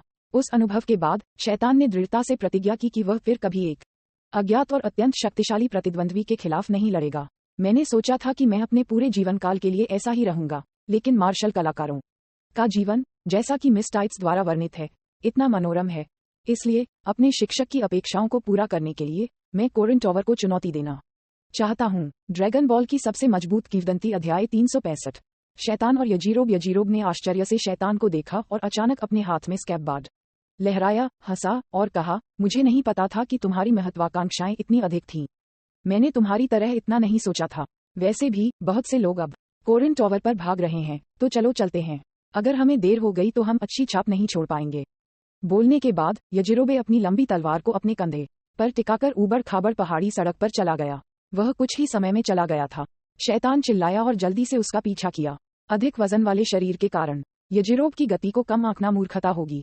उनकी गति थोड़ी भी धीमी नहीं थी, क्योंकि उन्होंने एक मार्शल आर्ट विशेषज्ञ की तरह इलाके को पार किया, बिना किसी निशान के आगे बढ़ रहे थे। शैतान ने अपनी पूरी ताकत लगा दी, लेकिन फिर भी यजीरोब की गति को बनाए रखने में विफल रहा। अरे, मेरा इंतजार करो। शैतान सांस लेने के लिए हौंफ रहा था, क्योंकि वह जागने के लिए संघर्ष कर रहा था। थोड़ी देर बाद शैतान ने सड़क के बगल में एक पत्थर पर खुद को सहारा दिया, हौंफते हुए। यजीरोबे ने धीरे से कहा और हिकारत से कहा, मुझे लगा कि आपने कहा था कि आप एक पहलवान हैं। तुम इतने बेकार क्यों हो? आप इतनी धीमी गति से चल भी नहीं सकते। मुझे लगता है कि आपको कोरिन टॉवर को चुनौती देने पर छोड़ देना चाहिए, जितनी जल्दी बेहतर हो। इस दर पर आप वहां उठ भी नहीं पाएंगे। आप मार्शल आर्टिस्ट को कैसे प्रशिक्षित करते हैं? शैतान अवाक रह गया। उन्होंने अपने मार्शल आर्ट पर सवाल उठाना शुरू कर दिया। हालांकि थोड़ी देर बाद शैतान ने अपना सिर हिला दिया। उन्होंने कई कुश्ती प्रतियोगिताओं में भी भाग लिया था और कई चैंपियनशिप जीती थी। उन्हें एक पहलवान के रूप में थोड़ा ख्याति प्राप्त माना जा सकता है, इसलिए अगर अन्य लोग आगे बढ़ सकते हैं तो वह कैसे पीछे हट जाएंगे। ये कहा जाना चाहिए कि यजीरोबे बहुत शक्तिशाली था। इस समय शैतान को अचानक कुछ याद आया। पिछले विश्व मार्शल आर्ट्स टूर्नामेंट में कुश्ती की दुनिया के चैंपियन ग्रेगर ने भी मार्शल आर्ट टूर्नामेंट में भाग लिया, लेकिन अंत में वह क्वार्टर फाइनल के लिए भी क्वालिफाई नहीं कर पाए। क्या कुश्ती मार्शल आर्ट का मुकाबला नहीं है? इस निष्कर्ष पर पहुंचते ही शैतान का दिल हिल गया। novelUSB.com। यजीरोबे, क्या आप मुझे मार्शल आर्ट सिखा सकते हैं? शैतान ने विनती की। वह आखिरकार समझ गया कि उसने पहले जो कुश्ती कौशल सीखा था वह गहन मार्शल आर्ट के लिए कोई मुकाबला नहीं था। शैतान आमतौर पर टूर्नामेंट में भाग लेता था, लेकिन कभी भी वास्तविक विशेषज्ञों का सामना नहीं करता था। हे, मैं तुम्हें मार्शल आर्ट सिखा रहा हूँ। मैं यह नहीं कर सकता। यजीरोबे ने बार बार अपना सिर हिलाया और कहा, मेरी मार्शल आर्ट कुछ ऐसी चीज है जिस पर मैंने खुद विचार किया है। मुझे नहीं पता कि लोगों को कैसे सिखाया जाए। लोगों को पढ़ाना एक परेशानी भरा मामला था और यजीरोबे इसके लिए तैयार नहीं था। शैतान हक्का बक्का रह गया, क्योंकि उसने कहा, तो मेरे सामने यह आदमी एक प्रतिभाशाली है। वह पहले से ही किसी बाहरी मार्गदर्शन के बिना अद्भुत है। इसलिए अगर उसे विशेष रूप से प्रशिक्षित किया गया होता तो क्या वह और भी असाधारण नहीं होता? मुझे कसकर इस जांघ को गले लगाना चाहिए। शैतान ने तुरंत अपना मन बना लिया। कुछ मामलों में शैतान को अपने निजी फायदे के लिए खुद को दूसरों के हवाले करना पसंद था। उन्हें बड़ा अभिनय करना भी पसंद था। यद्यपि उन्होंने मूल काम के सेल गेम्स सागा में गोकू और कुछ अन्य लोगों के क्रेडिट चुराए, फिर भी उन्हें सभी पर धार्मिकता की भावना थी। उन्होंने कई बार बहादुरी से आगे कदम बढ़ाया था जब पृथ्वी संकट में थी। वह जो करता है उसमें उसे चरित्रवान व्यक्ति माना जा सकता है। शैतान एक बहुत ही साधारण और महत्वहीन व्यक्ति था, जो कायरता और साहस दोनों से लैस था। वह एक ऐसा विरोधाभासी चरित्र था जिसे लोग प्यार करते थे, जबकि कई अन्य लोग उसे समान रूप से तिरस्कृत करते थे। जो लोग उन्हें पसंद करते थे वे उन्हें एक सच्चे मनमौजी व्यक्ति के रूप में देखते थे, जो अपने चुटकुलों का इस्तेमाल एक समझौताकर्ता की तरह माहौल को बदलने के लिए करते थे। हालांकि जिन लोगों ने उसका तिरस्कार किया वे उसे एक ऐसे व्यक्ति के रूप में देखते थे जो प्रसिद्धि की लालसा रखता था, जिससे गोकू के क्रेडिट चोरी हो जाते थे। बाद की श्रेणी चाहती थी कि वे अपने हाथों से उसका गला घोंट सकें। हालांकि चाहे जो भी हो, शैतान का चरित्र सफल होने के लिए बनाया गया था। शैतान ने यजीरोब की मोटी जांघों को पकड़ने का मन बना लिया, इसलिए उसने तुरंत काम किया और कुत्ते की खाल के प्लास्टर की तरह यजीरोब से चिपक गया। लगातार यजीरोब से इतना विनती करता रहा कि यह कष्टप्रद हो गया। उन्होंने कहा, मैं पहले ही अपनी बात कह चुका हूँ, मुझे नहीं पता कि लोगों को कैसे सिखाया जाए। यदि आप कोरिन टॉवर पर चढ़ते हैं तो क्या आप अमर कोरिन से नहीं पूछ सकते? लेकिन अगर मैं चढ़ नहीं सकता तो मैं क्या करूंगा? क्या आप मेरी मदद नहीं कर सकते? शैतान ने बेशर्मी से अनुरोध किया। कोरिन टॉवर पर चढ़ने का प्रयास करने से पहले ही उन्होंने योजना बनाना शुरू कर दिया कि अगर वह कोरिन टॉवर पर नहीं चढ़ सकते हैं तो क्या करना है। यजीरोब अवाक रह गया। इस प्रकार शैतान और यजीरोब ने तब तक झगड़ा किया जब तक कि वे कोरिन की पवित्र भूमि पर नहीं पहुंच गए। घने जंगल में जब आकाश मर्मज्ञ कोरिन टॉवर उनकी नजरों में दिखाई दिया तो वे दोनों भौंचक्के रह गए। ये कोरिन टॉवर है, ये बहुत लंबा है। शैतान आश्चर्य से चिल्लाया और जैसे ही उसने अपना सिर उठाया उसे चक्कर आ गया। हाँ, वहाँ भी कई लोग चढ़ रहे हैं। यजीरोब ने आकाश में ऊंचे काले बिंदुओं की ओर इशारा किया। ऐसा लगता है कि मैंने किसी को गिरते हुए देखा है। मैंने भी देखा। उद्धरण चिन्ह ... उद्धरण चिन्ह। शैतान लड़खड़ाते हुए अपने पैरों के साथ पीछे हट गया और उसने कहा, इतनी ऊंची जगह से गिरना, यहाँ तक कि अगर मैं नहीं मरता तो मैं एक अपंग बन जाऊंगा।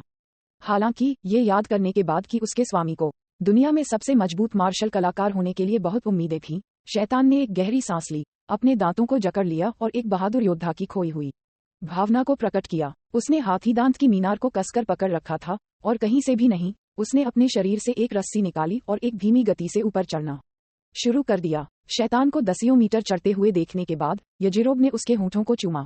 वह झुका, अपने पैरों के तलवों में ताकत डाली और छलांग लगाए। हूश! एक तोपखाने के गोले की तरह उसने जल्द ही शैतान को पीछे छोड़ दिया। अरे, मेरा इंतजार करो, वास्तव में परेशानी है, यजीरोबे ने खुद से बुदबुदाया और शैतान के ऊपर चढ़ने की प्रतीक्षा की। फिर उसने शैतान का कॉलर पकड़ा और उसे ऊपर खींच लिया। फिर शैतान की चीखों के नीचे यजीरोब उसे अपने साथ ले आया क्योंकि वह तेजी से कोरिन टॉवर के शीर्ष की ओर उड़ रहा था, हर छलांग के साथ लगभग 7 या 8 मीटर ऊपर चढ़ रहा था। जल्द ही यजीरोबे ने अधिकांश चैलेंजर्स को पीछे छोड़ दिया। रस्सी! मेरी रस्सी टूट गई है। कोरिन टॉवर के शीर्ष पर स्फेरॉइड इमारत में कोरिन चुपचाप शैतान और यजीरोब के कोरिन टॉवर पर चढ़ने के नीचे के दृश्यों को देख रहा था।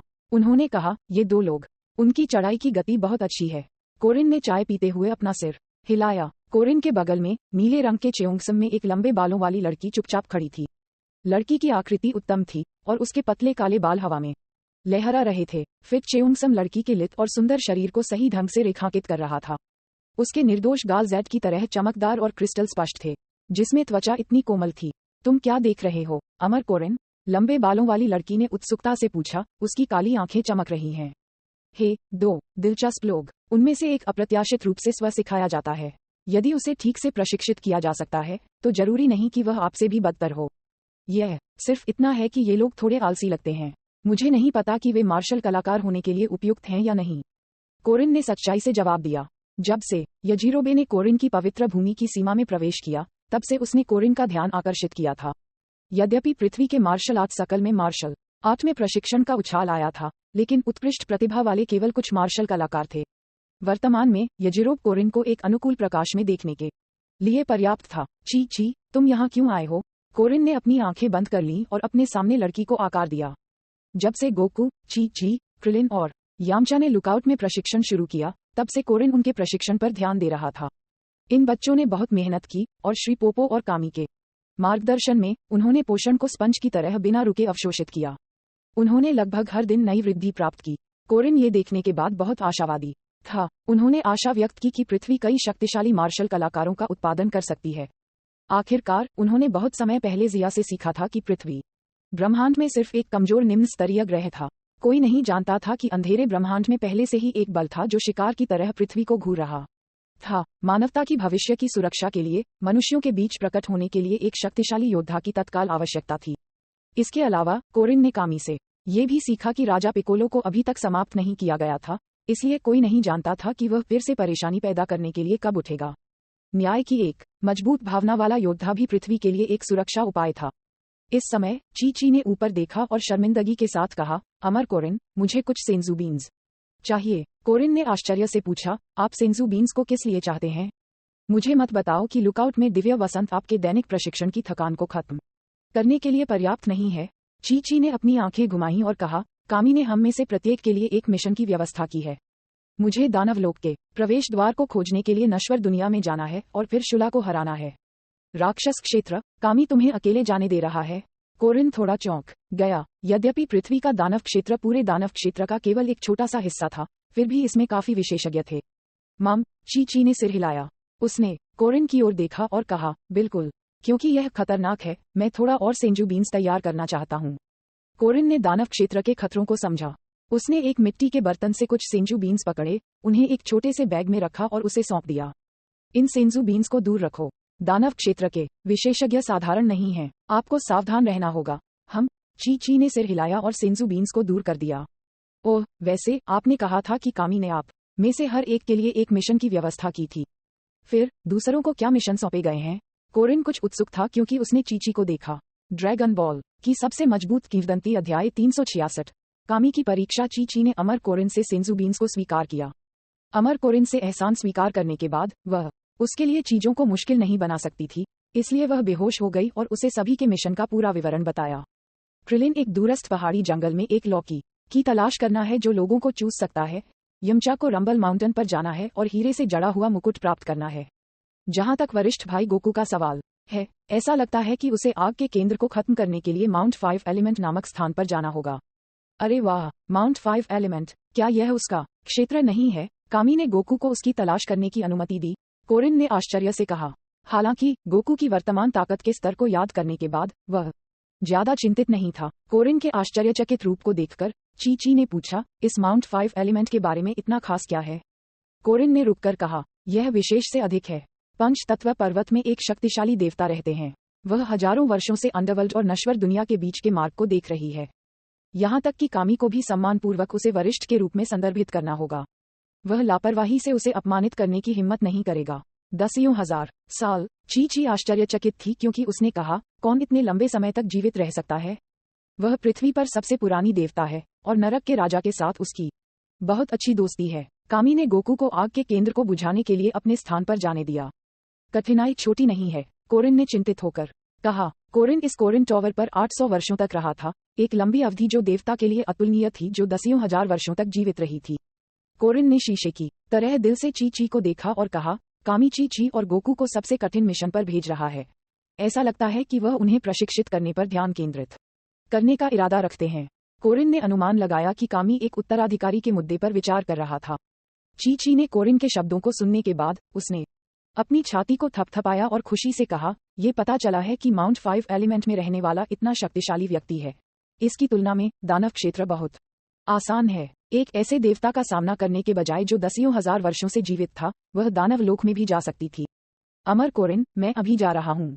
OWSB com. ची ने फ्लाइंग निम्बस को बुलाया, उस पर कूद गया और क्षितिज से गायब होने से पहले कोरिन को अलविदा कहा। हे, यह उसके लिए कामी की परीक्षा है। कामी, क्या आपने वास्तव में अपना मन बना लिया है? कोरिन धीरे से बुदबुदाया क्योंकि उसने उस दिशा में देखा जहां ची थोड़ी देर के लिए गायब हो गया था और फिर नीचे शैतान और यजीरोग पर ध्यान देना जारी रखा, जो कोरिन टॉवर पर चढ़ते रहे। उन्हें कुछ घंटों में आ जाना चाहिए। एक ठंडी हवा धीरे धीरे बह रही थी और भारी बारिश के बाद भी वातावरण में अभी भी गर्मी की गर्मी थी। ऊंचे पहाड़ों और ऊंची लकीरों से घिरे एक विशाल जंगल में क्रिलिन ने कछुआ स्कूल का गहरा नारंगी मार्शल आर्ट सूट पहना हुआ था, क्योंकि वह कदम से कदम मिलाकर लंबी और संकरी पहाड़ी सड़क पर चल रहा था। पहाड़ी सड़क बहुत खड़ी थी और अक्सर सड़क को खोलने के लिए सड़क पर बाधाओं को साफ करना पड़ता था। कामी ने उसे इस जगह पर एक लौकी खोजने के लिए कहा था जो लोगों को इसमें चूस सके। क्रिलिन लंबे समय से तलाश कर रहा था, लेकिन अभी भी कोई सुराग नहीं मिला। अचानक पहाड़ों की गहराई से गोलियों की आवाज सुनाई दे रही थी और पक्षियों और जानवरों की घनी भीड़ आश्चर्य से चौंक गई, जंगल से दूर उड़ गई। गोलियों की आवाज, क्या कोई आगे है? क्रिलिन बुदबुदाया और गोलियों के स्रोत की तलाश करने चला गया। थोड़ी देर बाद उन्होंने आगे कुछ गांवों को पाया। ... एक अन्य उजागर ब्लूस्टोन पर्वत में दरार और मौसम वाली पहाड़ी चट्टानें पेड़ के ठूंठ की तरह जमीन से बढ़ रही थीं, जिससे नीले पत्थरों से बना एक बड़ा पत्थर का जंगल बन रहा था। प्रत्येक ब्लूस्टोन एक नुकीला पर्वत शिखर था, जिसके बीच पर्वत चोटियों में से एक विशेष रूप से लंबा था और चट्टानी पहाड़ों से घिरा हुआ था।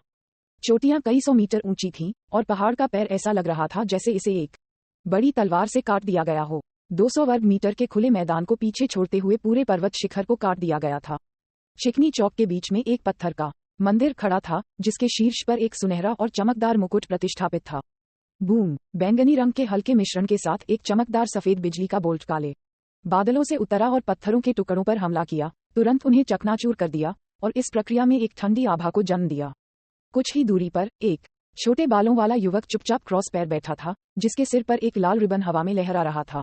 अचानक युवक ने अपनी आंखें खोलीं, जो दृढ़ संकल्प के साथ चमक उठी, और उस मुकुट को देखा जो बहुत दूर नहीं था। उसने एक कदम आगे बढ़ाया और एक बिजली के सांप की तरह उसने पत्थर के मंदिर से 7 या 8 मीटर की दूरी पर गोली मार दी। इस समय आकाश के क्रोध को बिजली के बोल्ट के रूप में बुलाया गया था। मोटाई में आधा झांक बादलों में घुस गया और नीचे गिर गया। बूम, युवक की अभिव्यक्ति में भारी बदलाव आया। आश्चर्यजनक हमले के कारण उनका हमला अंतिम समय में विफल हो गया, इसलिए उनके पास असहाय रूप से पीछे हटने के अलावा कोई विकल्प नहीं था। बस थोड़ा सा छोटा, अगर मैं कुछ और बार कोशिश करूं तो शायद मैं सफल हो जाऊं। युवक पूरी तरह से शांत था। उसका पूरा शरीर अचानक हिल गया और एक विस्मयकारी आभा फूट पड़ी। अतीत में वह एक उजाड़ रेगिस्तान के चारों ओर यात्रा करने वाला एक डाकू था। अपने गतिविधि के क्षेत्र में वह खुद को सर्वश्रेष्ठ मानते हुए पूरे रेगिस्तान में बेरोक-टोक चला गया।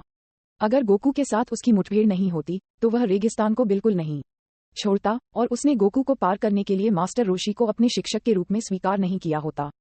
शायद अपने पूरे जीवन में वह रेगिस्तान का विलक्षण पुत्र रहा होगा। गोकू को पार करने के लिए उन्होंने मार्शल आर्ट सीखने के लिए रेगिस्तान छोड़ दिया, इस उम्मीद में कि एक दिन गोकू को खुद से हराया जाएगा। उनकी वर्तमान ताकत पहले की तुलना में बहुत अधिक थी और वह अभी भी भविष्य में मजबूत होने के लिए नियत थे।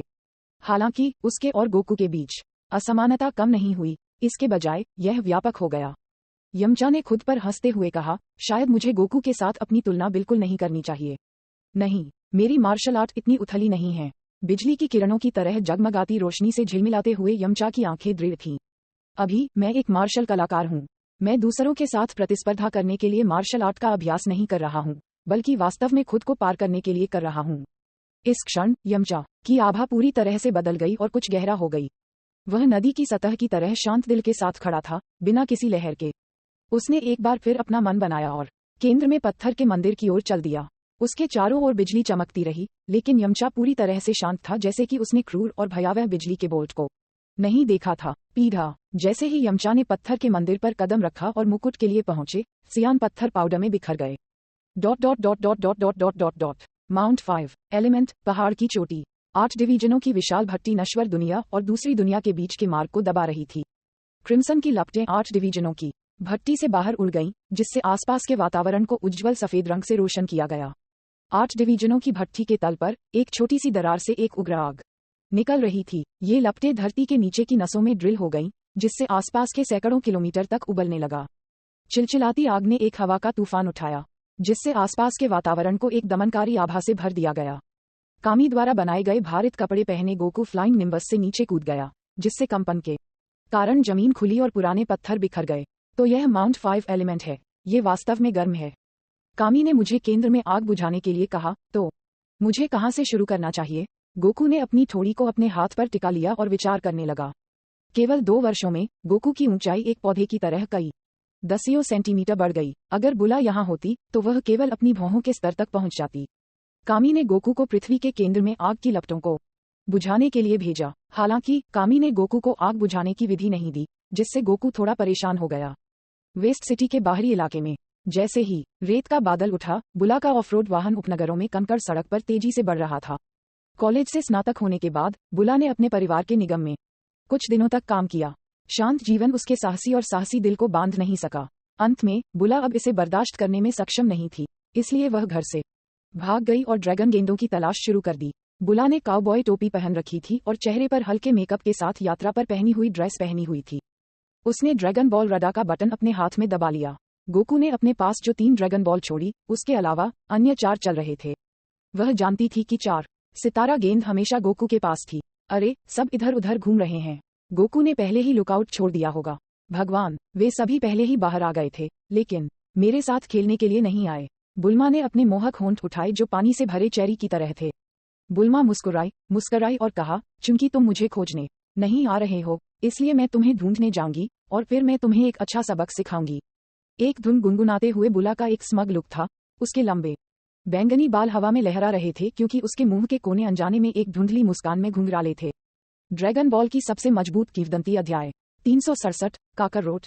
ऑफ-रोड वाहन पूरे रास्ते में तेजी से आगे बढ़ा, जिससे बढ़ती पीली रेत में एक लंबा सांप जैसा निशान बन गया। बुला ने धूप का चश्मा पहन रखा था क्योंकि वह वेस्ट सिटी से तेजी से निकल रही थी। रास्ते में घूमने और साहसिक कार्य करने के बाद बुला ने एक दिन बाद एक विशाल समतल भूमि में प्रवेश किया। ये लोगों से खाली एक उजाड़ जगह थी। इस समय आकाश में एक आफ्टर इमेज फ्लैश हुई जिसने बुल्मा का ध्यान आकर्षित किया। धूप का चश्मा उतारते हुए उसने आश्चर्य से इसे देखा। बाद की छवि किसी व्यक्ति की लग रही थी। ऐसे लोग हैं जो बिना वाहन के उड़ सकते हैं? क्या ये टिएन शिनहान द्वारा उपयोग की जाने वाली स्काई होवरिंग आर्ट है? उसकी बैंगनी नीली आंखों ने एक उत्सुक रूप प्रकट किया। बुला, जो अक्सर गोकू और अन्य लोगों के साथ बातचीत करते थे, को आधा मार्शल कलाकार भी माना जा सकता है। वह तेजी से अपने वाहन के साथ चल दिया। 10 मिनट बाद वह आकृति एक विशाल पत्थर पर गिरी और बुल्मा से कहा, छोटी लड़की, तुम मेरा पीछा क्यों कर रही हो? आदमी ने अजीब चांदी सफेद कपड़े पहने हुए थे। उसने बहुत पहले देखा था कि बुल्मा उसका पीछा कर रही थी। इस समय बुल्मा को ये भी पता था कि वह पहले से ही उजागर हो गई थी। उसने व्यक्ति की उपस्थिति को देखने के लिए अपना सिर उठाया और तुरंत चौंक गई। वह चिल्लाए बिना नहीं रह सकी, आ गोकू, तुम क्यों हो? नहीं, तुम गोकू नहीं हो। गोकू तुम्हारी तरह परिपक्व नहीं है। बुला इस तथ्य पर चकित थी कि चांदी सफेद कपड़ों में आदमी बिल्कुल गोकू की तरह दिखता था, लेकिन उसके चेहरे के भाव और स्वभाव से बुला समझ सकता था कि वह गोकू नहीं था जिसे वह जानती थी। वह बिल्कुल गोकू की तरह दिखता है और वह परिपक्व है। क्या वह गोकू का रिश्तेदार है? बुल्मा के विचार इधर उधर भटक रहे थे। वह जानती थी कि गोकू को एक दूरस्थ पहाड़ में छोड़ दिया गया था जब वह एक बच्चा था और दादाजी गोहन ने उसे उठाया और उसे उठाया। ठीक है, बारडॉक धीरे से बुदबुदाया और फिर भविष्य के दृश्य अचानक उसके दिमाग में दिखाई दिए। गोकू पृथ्वी पर काकरोट का नाम है। ऐसा लगता है कि यह लड़की काकरोट को जानती है। बारडॉक ने बुला को देखा और अचानक पता चला कि वह भविष्य के दृश्यों में भी दिखाई दी थी। नमैक्स ग्रह पर ककरोट के दृश्य। क्या आप ककरोट को जानते हैं? बारडॉक की आवाज यथासंभव कोमल थी, लेकिन उसके सहज स्वभाव ने उसे बहुत ठंडा और उदासीन बना दिया। बुल्मा फ्रीज किए बिना नहीं रह सका। ऐसा लगता था कि उसने कहीं काकरोट नाम सुना था। ठीक है, यह जिया के विला में था। उस समय जिया ने गोकू काकरोट को बुलाया था। तो ककरोट गोकू है? तुम्हारा मतलब गोकू है? अचानक बुला ने बारडॉक की कमर पर पूंछ देखी और उत्साह से कहा, आपके पास भी एक पूंछ है और यह गोकू के समान दिखता है। आपको गोकू का पिता होना चाहिए। हाँ, मैं काकरोट का पिता हूँ। ये समझने के बाद कि सामने वाली लड़की उसके बेटे की अच्छी दोस्त थी, बारडॉक ने भौहें सिकोड़ी और पूछा, लड़की, तुम यहाँ आकर क्या कर रही हो? खतरे से नहीं डरते? बुल्मा मुस्कुराई और जवाब दिया, मैं गोकू को खोजने के लिए बाहर आई थी। वह लंबे समय से मुझसे मिलने नहीं आए हैं। जैसे ही बारडॉक ने ये सुना, वह हक्का बक्का रह गया। उन्होंने अचानक भविष्य के दृश्यों के बारे में सोचा जिसमें वे प्लेनेट नेमेक पर एक साथ दिखाई दिए थे। अगर उनके पास कोई करीबी रिश्ता नहीं है तो ऐसा लगता नहीं है कि वह इतनी दूर जगह पर उसका पीछा करेगी। क्या ऐसा हो सकता है कि यह लड़की मेरी होने वाली बहू है? इस अनुमान के साथ बारडॉक ने महसूस किया कि बुला आंखों को अधिक भाता था। उन्होंने कहा, उसकी उपस्थिति के साथ वह मेरे बेटे के लिए एक अच्छा मैच है। हालांकि उसकी युद्ध शक्ति थोड़ी कम है। इस विचार पर बारडॉक ने अपना सिर हिला दिया। वह जानता था कि अर्थलिंग्स के पास कम युद्ध शक्ति थी। अगर आप ककरोट देखना चाहते हैं तो मैं आपको उनके पास ले जा सकता हूँ। वह 6720 किलोमीटर दक्षिण पश्चिम में एक स्थान पर है, बारडॉक ने एक दिशा में इशारा करते हुए कहा।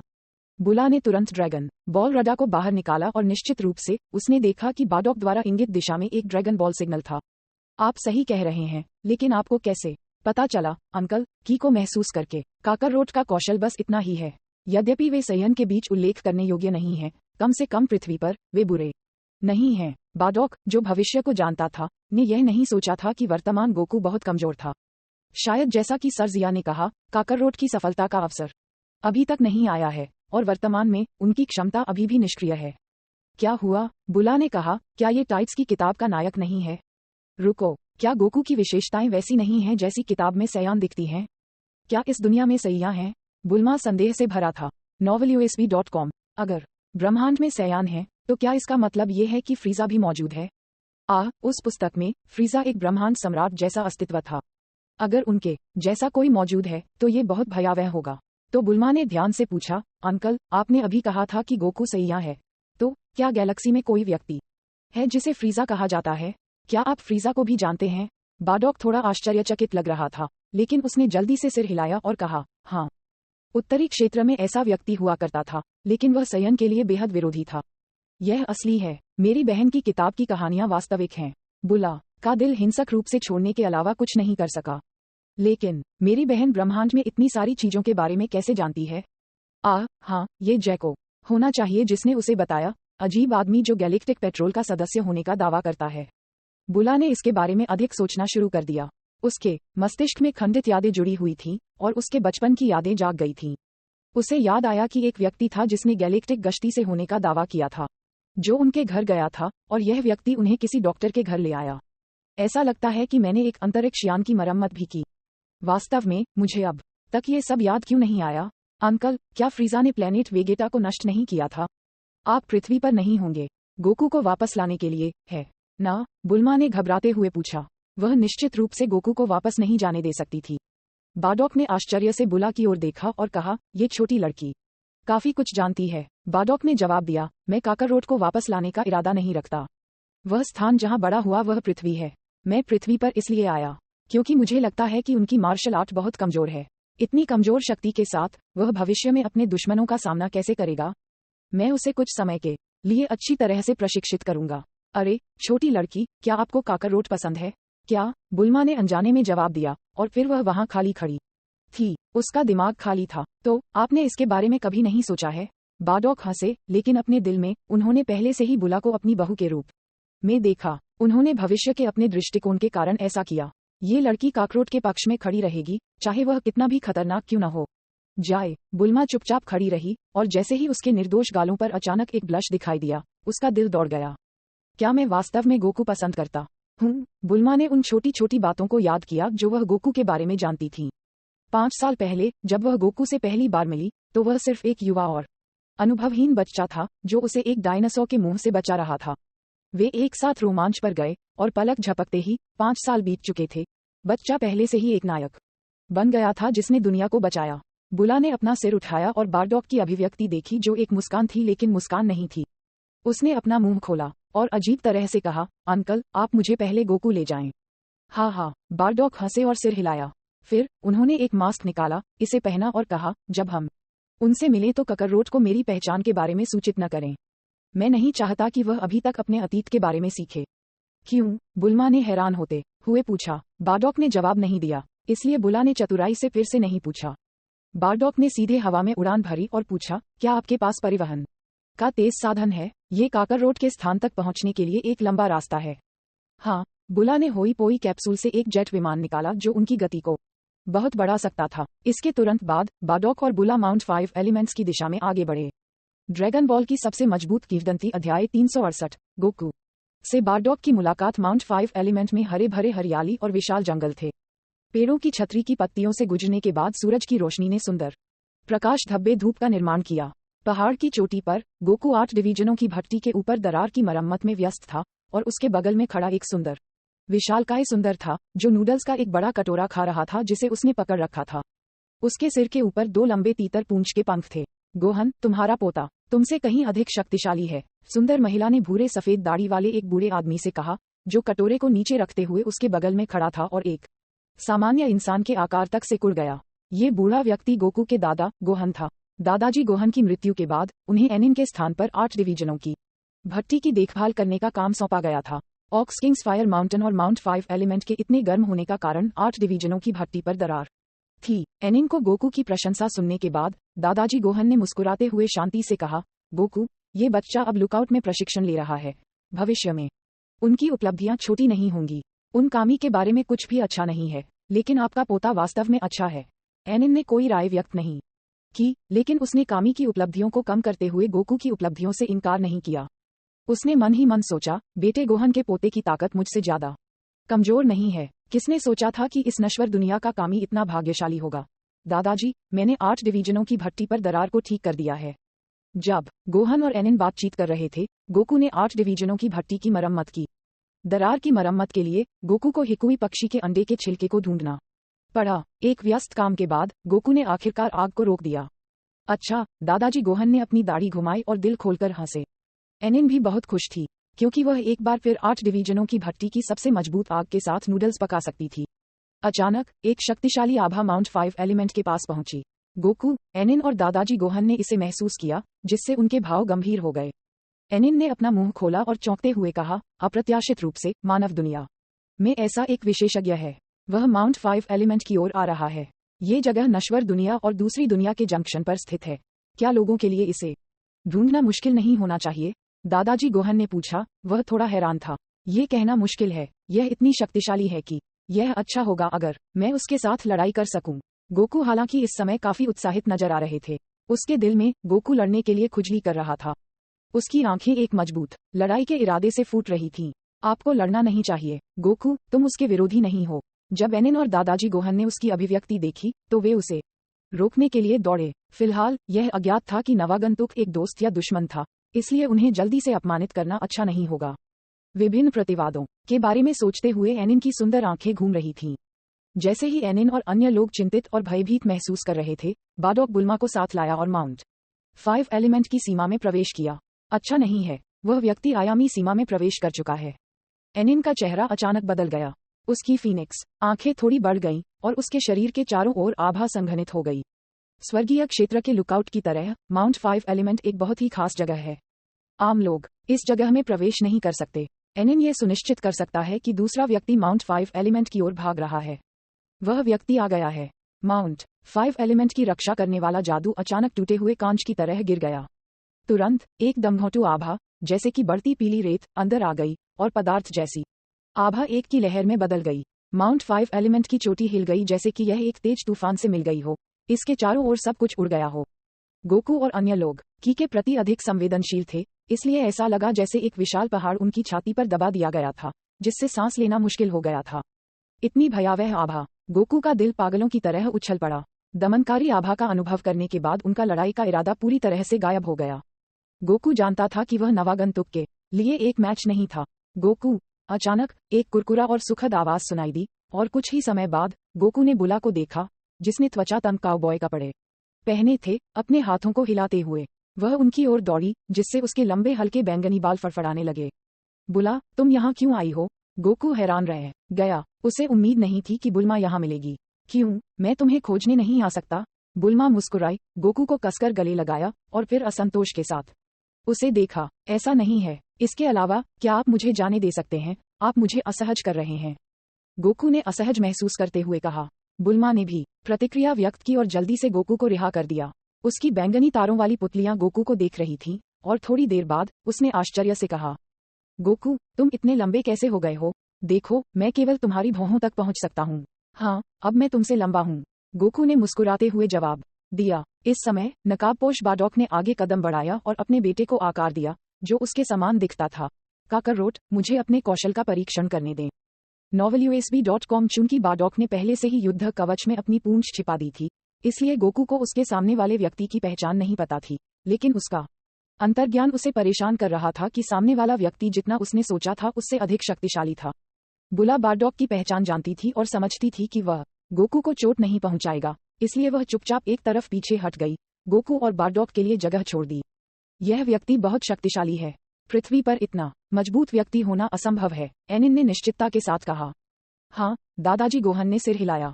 गोकू और बाडोक के बीच लड़ाई थोड़ी भी सस्पेंस भरी नहीं थी। गोकू के एक पल में पराजित होने से पहले उनकी नग्न आंखें इसे दर्ज भी नहीं कर सकती थीं। आपकी ताकत अभी भी पर्याप्त नहीं है, मेरे साथ छोड़ दो और मुझे तुम्हें ठीक से प्रशिक्षित करने दो। बाडोक शांत लग रहा था जैसा कि उसने कहा। गोकू की अभिव्यक्ति अविश्वास में से एक थी। उसने बार बार हारने के कारण के बारे में सोचा, लेकिन वह इसे बिल्कुल समझ नहीं सका। बहरहाल, बाडोक से सुनने के बाद कि वह उसे पॉइंटर्स देने के लिए तैयार था, गोकू उत्साहित हो गया। बुला, यह व्यक्ति कौन है? वह बहुत शक्तिशाली है, गोकू ने धीमी आवाज में बुला से पूछा। हे, आपको बता नहीं सकता। बुल्मा ने उसे एक सफेद आंख दी, कुछ नहीं कहा। बाडोक ने दो लोगों के बीच अंतरंगता पर ज्यादा प्रतिक्रिया नहीं दी। उसने उदासीन रूप से एनिन और दादाजी गोहन को साइड में देखा। उसकी आंखों में ज्यादा भावनाएं नहीं थीं और उदासीनता से भरी हुई थी, जिससे एनिन और दादाजी गोहन को अपनी रीढ़ की हड्डी में थोड़ी ठंड महसूस हुई। बाडोक और अन्य लोगों के जाने के बाद एनिन और दादाजी गोहन ने एक गहरी सांस ली। डरावना, किसने सोचा होगा कि पृथ्वी पर इस तरह के विशेषज्ञ भी हैं। इस समय पृथ्वी पर एक और स्थान पर समुद्र के किनारे शक्तिशाली हवा ने समुद्र की लहरों को लहराने का कारण बना। जिया ने शांति से माउंट 5 एलिमेंट की दिशा को देखा। वह कुछ समय के लिए पृथ्वी पर लौट आया था। अभी अभी उभरी आभा से वह जानता था कि बाडोक पहले ही गोकू से मिल चुका था। मुझे नहीं पता कि गोकू बाडोक के प्रशिक्षण के तहत किस तरह की ताकत हासिल कर सकता है, लेकिन यह मुझे इसके लिए तत्पर बनाता है। रजत्स और वेगेटा के बारे में सोच रहा हूँ जो कई साल बाद पृथ्वी पर आएंगे। उन्हें पता चलेगा कि काकरोट, जो कभी उनके दिल में एक निम्न स्तरीय योद्धा था, अप्रत्याशित रूप से इतना शक्तिशाली हो गया था। लेकिन अगर ऐसा होता है तो पिकोलो और गोकू के बीच असमानता बढ़ जाएगी। मुझे 23वां वर्ल्ड मार्शल आर्ट्स टूर्नामेंट देखना होगा। इस समय जिया एक दर्शक की तरह था जो अपने दिल में स्क्रिप्ट को थोड़ा थोड़ा करके सच होते देख रहा था, कुछ अप्रत्याशित होने की प्रतीक्षा कर रहा था। एक शरारती रुचि उसके दिल में उभरने के बिना नहीं रह सकती थी। इस समय उनके हाथ पर बैंगनी अंगूठी कुछ बार झिलमिलाती थी। जिया ने आश्चर्य से अपनी उंगली उठाई क्योंकि रिंग से टाइम के सुप्रीम काई की युवा आवाज आई। अरे जिया, क्या तुम अब मुक्त हो? क्या बात है? जिया ने पूछा। अभी अभी जब मैंने ब्रह्मांड 7 की जांच करने के लिए टाइम एंड स्पेस की पुस्तक का उपयोग किया तो मैंने पाया कि जिस ग्रह पर आप हैं वह अचानक एक छोटी खंडित दुनिया में विभाजित हो गया है। ये दानव राज्य के लोगों द्वारा किया जाना चाहिए था। चूंकि आप पृथ्वी पर हैं, कृपया जाएं और इसे देखें। पृथ्वी पर एक खंडित दुनिया दिखाई दी है। जिया थोड़ा आश्चर्यचकित था। वह जानता था कि समयरेखा बदलने से मल्टीवर्स आयामों का एक पूरा सेट दिखाई दे सकता है, लेकिन एक खंडित दुनिया केवल तभी दिखाई देगी जब स्थानीय और नाजुक संचालन उपयुक्त होंगे। ऐसी दुनिया का आकार बहुत अलग होगा। कुछ आकाशगंगाओं के रूप में विशाल थे और कुछ धूल के रूप में छोटे थे। हालांकि इसमें कोई संदेह नहीं था कि ऐसी दुनिया स्वाभाविक रूप से दिखाई नहीं देगी। फिर कोई इसे हेरफेर कर रहा होगा।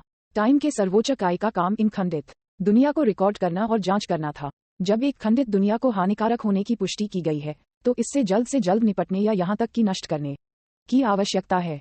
खंडित दुनिया का स्रोत पृथ्वी पर दानव क्षेत्र होना चाहिए ताकि आप वहां से शुरू कर सकें। हालांकि पृथ्वी का दानव क्षेत्र ब्रह्मांड 7 के मुख्य दानव क्षेत्र से जुड़ा हुआ है, इसलिए यदि आप मुख्य दानव क्षेत्र के विशेषज्ञों का सामना करते हैं तो आपको सावधान रहना होगा। ड्रैगन बॉल की सबसे मजबूत किंवदंती अध्याय 369। खंडित दुनिया का स्रोत। मूल रूप से जिया ने दानव क्षेत्र की परवाह नहीं की, लेकिन समय की चेतावनी के सर्वोच्च काय को सुनने के बाद उसने अपने दंभ पर अंकुश लगा दिया। उन्होंने कहा, दूसरे विचार पर डाबुरा के लिए दानव क्षेत्र में एकमात्र विशेषज्ञ होना असंभव है। कम से कम खंडित दुनिया डाबुरा द्वारा नहीं बनाई जा सकती थी। क्रोनोआ, इस खंडित दुनिया के स्रोत को खोजने के बाद मुझे क्या करना चाहिए? इसे सीधे नष्ट कर दो, जिया ने पूछा। टाइम की सुप्रीम काय की आवाज टाइम रिंग से आई क्योंकि उसने कहा, स्रोत को सीधे नष्ट किया जा सकता है, लेकिन खंडित दुनिया पर विचार करने की आवश्यकता है। आखिरकार इसमें बहुत सारे जीवित प्राणी रहते हैं। यदि आप कर सकते हैं तो अंदर के अंधेरे को नष्ट कर दें। ठीक है, समझ गया। जिया ने टाइम के सुप्रीम काय के साथ कॉल काट दिया। इस समय शिलिंग अपने सुनहरे बालों के सिरों से अभी भी टपक रहे पानी के साथ एक स्नान वस्त्र में बाहर चला गया। वह जिया के बगल में रुक गई, अपने साथ एक ताज़ा सुगंध लाए। क्या हुआ, बाहर जा रहे हो? टाइम के सर्वोच्च काय ने मेरे लिए एक मिशन की व्यवस्था की है। मुझे पृथ्वी के दानव क्षेत्र में जाने की जरूरत है, जैसा कि वह एक युद्ध कवच में बदल गया, जिया ने शिलिंग को समझाया। पृथ्वी का दानव क्षेत्र, वहां कोई महत्वपूर्ण लोग नहीं है, तो आपको व्यक्तिगत रूप से जाने की आवश्यकता क्यों है? शीलिंग ने पृथ्वी के दानव क्षेत्र के विशेषज्ञों के बारे में ज्यादा नहीं सोचा, इसलिए उसके शब्द तिरस्कार से भरे हुए थे। ये समझ में आता था कि वह उन्हें हेय दृष्टि से देखती थी क्योंकि पृथ्वी के दानव क्षेत्र की ताकत बहुत कमजोर थी। इसके अलावा यहाँ तक कि क्षेत्र के शासक शुला की युद्ध शक्ति 100 अंकों से अधिक नहीं थी। जिया मुस्कुराया और कहा, एक खंडित दुनिया दिखाई दे सकती है या ब्रह्मांड के दानव क्षेत्र की ताकतें भी कार्रवाई कर सकती हैं। नहीं, यहाँ तक कि दानव क्षेत्र के राजा डाबुरा के पास भी ऐसी शक्ति नहीं है। शायद कुछ अन्य विशेषज्ञ दिखाई देंगे। क्या आप चाहते हैं कि मैं और मायस आपके साथ चलें? कोई जरूरत नहीं, तुम दोनों धरती पर रहो। शीलिंग ने सिर हिलाया। उसने जिया की शर्ट कॉलर को दबाया और कहा, फिर आपको सावधान रहने की जरूरत है। यदि आप बड़े खतरे का सामना करते हैं तो आपको तुरंत पीछे हटना चाहिए। जिया ने ड्रेसिंग खत्म कर ली और जाने के लिए तैयार था जब उसे अचानक कुछ याद आया। उन्होंने शीलिंग से कहा, वैसे यदि आपके पास समय है तो जाओ और पिकोलो पर एक नजर डालें और उसकी वर्तमान ताकत का अनुमान लगाएं। राजा पिकोलो? हाँ, लेकिन पिकोलो एक नामिकियन है, शुद्ध दानव नहीं। शीर्षक को सही करते हुए जिया ने कुछ सेंजू बीन्स और एक ट्री ऑफ माइस फ्रूट निकाला और कहा, बाडॉक के प्रशिक्षण के तहत काकरोट मजबूत होने के लिए बाध्य है। गोकू के प्रतिद्वंद्वी के रूप में पिकोलो बहुत कमजोर नहीं हो सकता है, या अगले साल का मार्शल आर्ट टूर्नामेंट बहुत कम मजेदार होगा। शीलिंग ने उसे एक सफेद आंख दी और सेंजू बीन्स और ट्री ऑफ माइट के फल को स्वीकार किया। आप और आपके बुरे शौक दोनों के मैच से किस तरह का मनोरंजन हो सकता है? बेहतर होगा कि आप सिर्फ 2 सैया खिलाड़ियों को खींचें और उन्हें प्रतिस्पर्धा में शामिल करें। जिया ने हंसकर कहा, उन्हें प्रतिस्पर्धा करते देखने में उनकी कोई दिलचस्पी कैसे हो सकती है? वह केवल अतीत की यादों को याद करने में रुचि रखते थे। इसके अलावा अगर 23वें विश्व मार्शल आर्ट्स टूर्नामेंट में गोकू और पिकोलो के बीच कोई बैठक नहीं होती तो क्या यह अभी भी विश्व मार्शल आर्ट टूर्नामेंट होता? कम से कम जिया के विचार में ये बहुत कम मजेदार होगा। मैं जा रहा हूँ।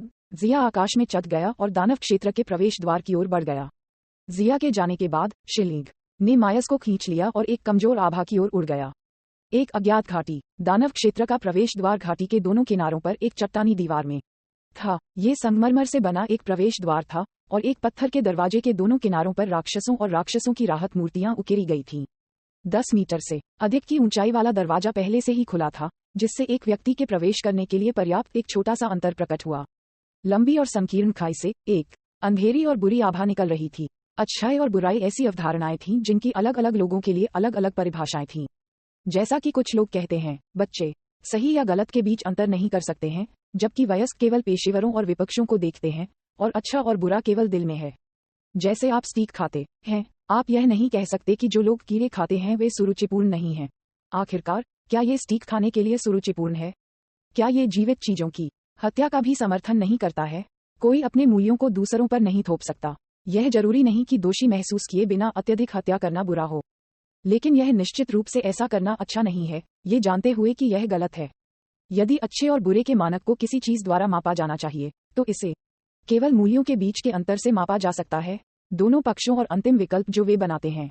जिया दानव क्षेत्र के प्रवेश द्वार पर उतरा और जैसे ही उसने पत्थर के दरवाजे पर खाई को देखा, वह अपनी भौहें उठाने से खुद को रोक नहीं सका। दानव क्षेत्र के भीतर एक प्रकार का अंधेरा था जिसे पृथ्वी के जीवित प्राणी सहन नहीं कर सकते थे। इस तरह का अंधेरा नग्न नकारात्मक भावनाएं थीं। यदि कोई लंबे समय तक अंदर रहता है तो वे अंधेरे आभा से प्रभावित होने के बाद मतिभ्रम करना शुरू कर देंगे। इसके अलावा ये किसी व्यक्ति की आत्मा को भ्रष्ट होने का कारण बन सकता है। जिया ने अपने हाथ को हिलाया, इसे बचाने के लिए अपने शरीर के चारों ओर ऊर्जा की एक परत को जोड़ा और फिर वह दानव क्षेत्र में चला गया। अंधेरा और लंबा मार्ग लगभग 100 किलोमीटर था, लेकिन कुछ चमकती छवियों के साथ जिया जल्दी से मार्ग से गुजरा और विशाल दानव क्षेत्र में प्रवेश किया। जहां तक वह देख सकता था, केवल एक गहरा लाल रंग था। क्या एक उजाड़ जगह है? जिया ने धीरे से आह भरी और कहा, पृथ्वी की तुलना में दानव क्षेत्र एक पिछड़े स्थान की तरह है जहां पक्षी भी नहीं आते हैं।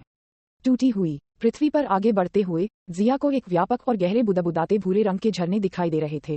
बहुत बढ़िया। बुलबुले बिखर गए, जिससे गहरे भूरे रंग के धुएं के कुछ टुकड़े निकल आए।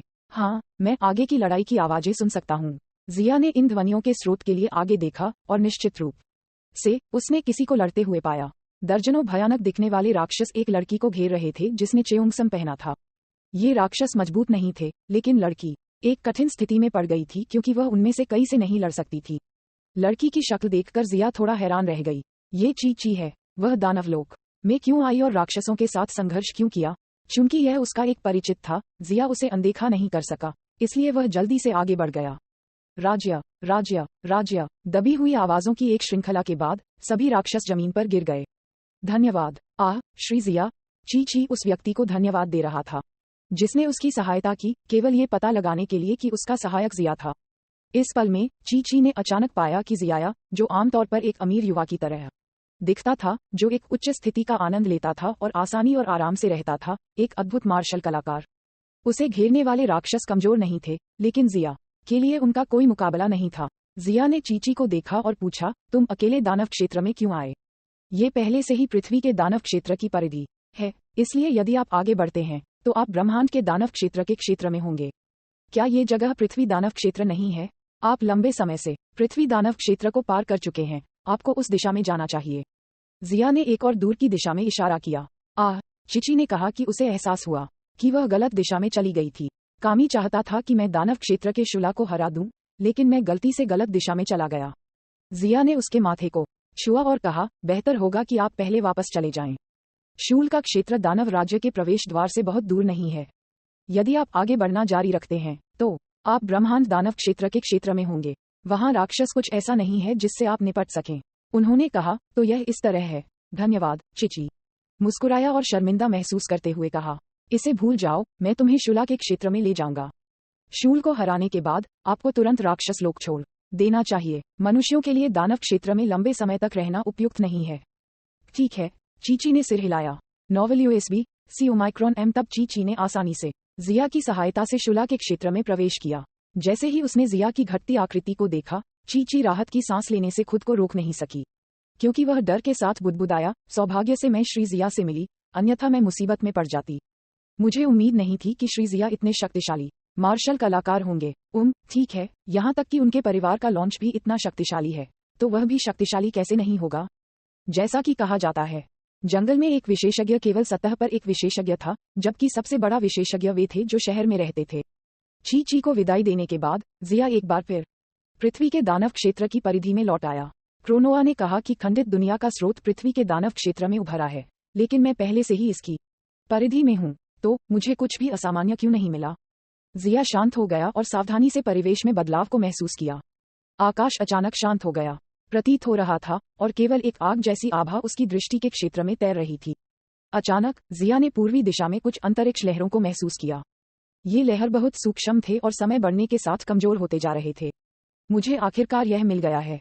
जिया के मुंह के कोने पर एक हल्की मुस्कान दिखाई दी, और वह उस स्थान की ओर भागते हुए चमक उठा जहां से अंतरिक्ष में लहर आ रही थी। जब वह आया तो उसने जो देखा उससे वह आश्चर्यचकित था। एक क्षेत्र के भीतर हर जगह कई लाशें बिखरी हुई थीं। 1 किलोमीटर राक्षस, मनुष्य और यहाँ तक कि कई अज्ञात राक्षसी जानवर और दुर्लभ जानवर भी थे। लाश से लदी बंजर भूमि के बीच में एक क्रिस्टल जैसा लाल रत्न एक अस्थिर आभा को बाहर निकाल रहा था। इससे प्रभावित होकर आसपास का स्थान तेजी से दिखाई दे रहा था, और ऊर्जा एक नदी की तरह पीछे की ओर बह रही थी, जो लाल क्रिस्टल मणि द्वारा अवशोषित हो रही थी। जिया, ये खंडित दुनिया का स्रोत है। टाइम की युवा आवाज के सुप्रीम काय अचानक जिया के कानों में सुनाई दी। ड्रैगन बॉल की सबसे मजबूत किंवदंती अध्याय 370। एक और दुनिया। जिया ने अपने सामने चमकीले लाल क्रिस्टल रत्न को देखा। अपनी भौहें सिकोड़ते हुए कहा, क्या यह असाधारण रत्न वास्तव में एक खंडित दुनिया बना सकता है। जिया जानता था कि एक खंडित दुनिया बनाने के लिए सावधानीपूर्वक संचालन की आवश्यकता होगी। थोड़ी सी लापरवाही से न केवल खंडित दुनिया का उत्पादन नहीं होगा, बल्कि अंतरिक्ष भी ढह जाएगा। जिया ने समय के सर्वोच्च काय से पूछा, ये क्रिस्टल क्या है। ये सोचना कि यह एक खंडित दुनिया पैदा कर सकता है। समय का सर्वोच्च काय थोड़ी देर के लिए चुप था, इससे पहले कि एक उदास आवाज आई, मुझे ये भी नहीं पता कि यह क्या है। शायद यह अभी बनाया गया था, लेकिन मुझे यकीन है कि यह पृथ्वी को एक समान खंडित दुनिया का उत्पादन करने का कारण बन सकता है। लानत है, ये दानव क्षेत्र के लोग होने चाहिए जिन्होंने इस क्रिस्टल को विकसित किया। टाइम की सर्वोच्च काय की आवाज क्रोधित और क्रोध से भरी हुई थी। दानव लोक के लोग ऐसा न केवल ब्रह्मांड के नियमों और विनियमों को नष्ट करने के लिए करते हैं, बल्कि उसके कार्यभार को बढ़ाने के लिए भी करते हैं। तो मैं इसे तुरंत नष्ट कर दूंगा। सावधान रहें, ये क्रिस्टल एक खंडित दुनिया बना सकता है। यदि आपको कुछ भी अजीब लगता है, तो बेहतर होगा कि आप सावधान रहें, टाइम के सुप्रीम काय ने कहा। जिया ने सिर हिलाया। वह जानता था कि क्रिस्टल ब्रह्मांड 7 और यहाँ तक कि मल्टीवर्स से एक खंडित दुनिया को विभाजित कर सकता है, इसलिए इसमें निहित ऊर्जा निश्चित रूप से छोटी नहीं होगी। यदि इसे सावधानी से नहीं संभाला गया था, तो पूरा दानव क्षेत्र और यहाँ तक कि पृथ्वी भी तुरंत गायब हो सकती है। जिया ने सावधानीपूर्वक अंतरिक्ष समय क्षमता को नियंत्रित किया और इसे रहस्यमय क्रिस्टल के चारों ओर लपेट, और फिर उसने थोड़ी ताकत लगाई। काच, क्रिस्टल फट गया, और परिणामस्वरूप क्रिस्टल के अंदर की शक्ति ने अपना संतुलन खो दिया और अचानक फूटना शुरू कर दिया। शक्ति एक मूसलाधार नदी की तरह थी, जो लगातार बढ़ रही थी। अपनी वर्तमान ताकत के साथ भी जिया इसे एक पल के लिए दबा नहीं सका। अच्छा नहीं। जिया का चेहरा काफी बदल गया, और उसकी आंखों में एक ठंडी रोशनी चमक उठी। तुरंत वह सुपर सैया 2 मोड में बदल गया। चांदी सफेद विद्युत चाप उनके शरीर के चारों ओर गुथे हुए थे, और उनके हाथ में अंतरिक्ष समय ऊर्जा का उत्पादन अचानक कई गुना बढ़ गया। हालांकि ये केवल उस ऊर्जा को दबा सकता है जो भड़क उठी थी। इस तरह की अतिरंजित अंतरिक्ष समय ऊर्जा। जिया अपने दिल में बुदबुदाया। उसकी आंखें गंभीरता के साथ लाल क्रिस्टल को घूर रही थीं। उन्होंने ऊर्जा भेजने के लिए अपनी ताकत के हर औंस को बुलाया। अंत में शक्ति के टकराव में क्रिस्टल धीरे धीरे लड़ाई हार गया और हवा के साथ फैलने से पहले अनिवार्य रूप से रेत जैसे कणिकाओं में बिखर गया। इस समय टाइम के सुप्रीम काय ने अलार्म में चिल्लाया, ये क्रिस्टल एक विशेष सामग्री है जो अंतरिक्ष समय ऊर्जा का उपयोग करके बनाई गई थी। क्या दानव क्षेत्र के लोग पहले से ही जानते हैं कि ऐसी चीज को कैसे विकसित किया जाए? यह अच्छा नहीं है। यदि इस तरह के क्रिस्टल का बड़े पैमाने पर उत्पादन किया जा सकता है, तो क्या वे अपनी इच्छानुसार खंडित दुनिया बनाने में सक्षम नहीं होंगे? ये ब्रह्मांड के नियमों और विनियमों का एक गंभीर उल्लंघन है। समय की सर्वोच्च काय गुस्से से आग बबूला हो गई, जैसे कि किसी ने उसके पसंदीदा खिलौने को नष्ट कर दिया हो। जिया चौंक गया। उन्होंने पूछा, इच्छानुसार एक खंडित दुनिया बनाना, यह इतना गंभीर नहीं होना चाहिए, है ना? शायद यह इससे अधिक गंभीर है। ये घटना क्रिस्टल का सिर्फ पहला परीक्षण हो सकता है, लेकिन यह अच्छे से बहुत दूर है। वह टोवा, वह फिर से मेरे लिए एक बड़ी समस्या पैदा कर रहा है। जिया, मैं आपको नवगठित खंडित दुनिया के निर्देशांक दूंगा। आपको अंदर जाने और देखने की जरूरत है। जब मैं जाता हूं और समय क्षेत्र से संपर्क करता हूं तो अंदर कुछ भी खतरनाक नष्ट कर दें। बैंगनी बिजली का एक बोल्ट सीधे आकाश से आया। जिया जानता था कि यह निर्देशांक था जो समय के सर्वोच्च काय ने उसे पारित किया था। समय का क्षेत्र, शायद ये समय के प्रभारी दिव्य क्षेत्र है। जिया ने एक और अपरिचित शब्द सुनते ही अपना सिर हिला दिया। मल्टीवर्स के ज़ेनो के समान, जो सभी ब्रह्मांडों के शिखर पर खड़ा था, लेकिन केवल अंतरिक्ष विभाग के लिए, लेकिन समय विभाग के लिए, समय क्षेत्र शीर्ष हो सकता है। समय क्षेत्र की स्थिति उस दुनिया से अधिक हो सकती है जिसमें ज़ेनो स्थित है। आखिरकार, हर बार जब समय रेखा में बदलाव होता है, तो यह ज़ेनो सिस्टम के पूर्ण सेट के साथ एक नया मल्टीवर्स बनाएगा। समय पहलू में, समय क्षेत्र अभी भी ज़ेनो से ऊपर खड़ा है। हालांकि, उनमें से प्रत्येक अपने अपने कर्तव्यों का पालन करता है। शायद, ज़ेनो की दुनिया समय क्षेत्र के बराबर है। समय और स्थान, प्रत्येक का अपना अस्तित्व है, लेकिन वे सभी एक एकीकृत तरीके से मौजूद हैं और एक दूसरे के लिए अपरिहार्य हैं। हो सकता है, उच्च स्तर पर, ज़ेनो भी एक अस्तित्व है जो सभी दुनिया में एकमात्र है। बाद के चरणों में, ड्रैगन बॉल वर्ल्ड वास्तव में एक एकीकृत और पूर्ण दुनिया है, जिया ने अनुमान लगाया। लेकिन इसके बारे में सोचने का मेरे साथ क्या लेना देना है? जिया खुद पर हंसे। ये चीजें अभी भी उससे बहुत दूर थीं। इसके अलावा, उन्हें पहले अपने वर्तमान मिशन को पूरा करना था। टाइम रिंग में जानकारी को देखते हुए, जिया ने अपनी पूरी ताकत के साथ अपने शरीर में स्पेस टाइम ऊर्जा को ट्रिगर किया और अचानक आकाश में चढ़ने की इच्छा महसूस की। जिया का शरीर प्रकाश की एक किरण में बदल गया जो अचानक ब्रह्मांड बाधा से गुजरा और रंगीन अंतरिक्ष में प्रवेश किया। वहां 3 विशाल गहरे नीले रंग के मल्टीवर्स स्पेस एक दूसरे के करीब थे। प्रत्येक स्थान में 12 रंगीन वाटर पोलो गेंदें थीं जिन्हें जोड़े में समूहीकृत किया गया था, जो एक दूसरे पर निर्भर थे। मल्टीवर्स में जहां जिया स्थित था, उन्होंने ब्रह्मांड 7 का स्थान पाया, जिसमें ब्रह्मांड 7 के चारों ओर बड़े और छोटे क्रिस्टल टुकड़े बह रहे थे। प्रत्येक टुकड़ा एक लघु अपूर्ण दुनिया का प्रतिनिधित्व करता था। क्रोनोआ, समय के सर्वोच्च काय द्वारा दिए गए निर्देशांक के अनुसार, जिया ने बहुत छोटी दुनिया में से एक में प्रवेश किया। बहुत बढ़िया, जैसे कि वह पानी की झिल्ली की एक परत के माध्यम से पारित किया गया था, जिया ने खुद को दूसरी दुनिया में पाया। पिच अंधेरे बाहरी अंतरिक्ष से घिरा, जगमगाती स्टारलाइट गर्मियों की रात में जुगनू की चमक की तरह थी, धुंधली लेकिन अनदेखी नहीं की जा सकती थी। ये दुनिया बहुत छोटी है, जिया ने पहले निर्धारित किया। खंडित दुनिया बहुत बड़ी नहीं थी। अपनी इंद्रियों में, जिया केवल सौर मंडल के अस्तित्व को महसूस कर सकता था, और उससे परे, सभी स्टारलाइट एक काले गोलाकार पर्दे में एम्बेडेड लग रहे थे, जो अवास्तविक था। स्टारलाइट यूनिवर्स 7 का प्रक्षेपण था, और केंद्र में केवल सौर मंडल वास्तविक था। नोवेल यूएसबी कॉम जिया थोड़ी देर के लिए बाहरी अंतरिक्ष में रुका और फिर पृथ्वी की ओर उड़ गया। पृथ्वी बहुत करीब थी, इसलिए जिया जल्द ही उस पर उतरा। उन्होंने वहां से गुजर रहे लोगों को देखा लेकिन पाया कि इस समय में पृथ्वी के लोग तकनीक में बहुत पिछड़े हुए थे। नहीं, ये केवल प्राचीन काल था। क्या इस दुनिया में पृथ्वी अभी भी प्राचीन काल में है? मुझे नहीं पता कि शुरुआत के कितने साल बीत चुके हैं। जिया इत्मीनान से कीचड़ और कठिन सड़क पर चल पड़ी। समय के अनुरूप नहीं दिखने वाली उनकी पोशाक ने उन्हें भीड़ के बीच खड़ा कर दिया, जिससे आसपास के लोगों का ध्यान आकर्षित हुआ। जिया ने उन्हें अनदेखा कर दिया और एक रेस्तरां में पहुंच गया। उन्होंने कुछ साइड व्यंजन ऑर्डर किए और खुद से खाया। हालांकि, इस युग के व्यंजन बहुत सरल थे, भविष्य की तुलना में बहुत कम शानदार थे। थोड़ा खाने के बाद, जिया ने अपने बगल की मेज पर बैठे लोगों की बातचीत को ध्यान से सुनना शुरू कर दिया, वर्तमान युग को निर्धारित करने की कोशिश की। आमतौर पर, रेस्तरां, टी हाउस और अन्य जैसे स्थान जानकारी इकट्ठा करने के लिए सबसे उपयुक्त स्थान थे। हालांकि, जिया को कोई उपयोगी जानकारी नहीं मिली। शायद, पिछड़े युग के कारण, जानकारी प्राप्त करना मुश्किल था। रेस्तरां में लोग अपने कस्बों की सभी तुच्छ चीजों के बारे में बात कर रहे थे। जिया बिलों का भुगतान करने और छोड़ने के लिए तैयार था जब एक खबर उसके कान में पहुंची। अरे, क्या तुमने सुना है? प्रसिद्ध मास्टर नानलिन कुछ समय पहले कोरिन टॉवर पर चढ़ गए थे, और अमर कोरिन से मार्गदर्शन प्राप्त करने के बाद, वह अब ओरिन माउंटेन में एक स्कूल खोलने की योजना बना रहे हैं। ओह, मुझे इसके बारे में पता है। ऐसा लगता है कि इसे ओरिन मंदिर कहा जाता है। मास्टर नानलिन एक महान मार्शल आर्ट मास्टर हैं। उनका स्कूल निश्चित रूप से बहुत समृद्ध होगा। रेस्तरां में लोगों ने जैसे ही मास्टर नानलिन के बारे में बात की, उन्होंने श्रद्धा से भरी आंखों के साथ बिना रुके बात की। मास्टर नानलिन, ओरिन मंदिर। जिया दंग रह गया, क्योंकि उसने बुदबुदाया, ओरिन मंदिर की स्थापना अभी अभी हुई है। ऐसा लगता है कि कहानी शुरू होने में अभी कुछ साल बाकी हैं। जिया जानता था कि ओरिन मंदिर की स्थापना 3 या 400 साल पहले हुई थी, और शायद, यहाँ तक कि मास्टर मुट्रेटो भी अभी तक वर्तमान युग में बड़े नहीं हुए थे।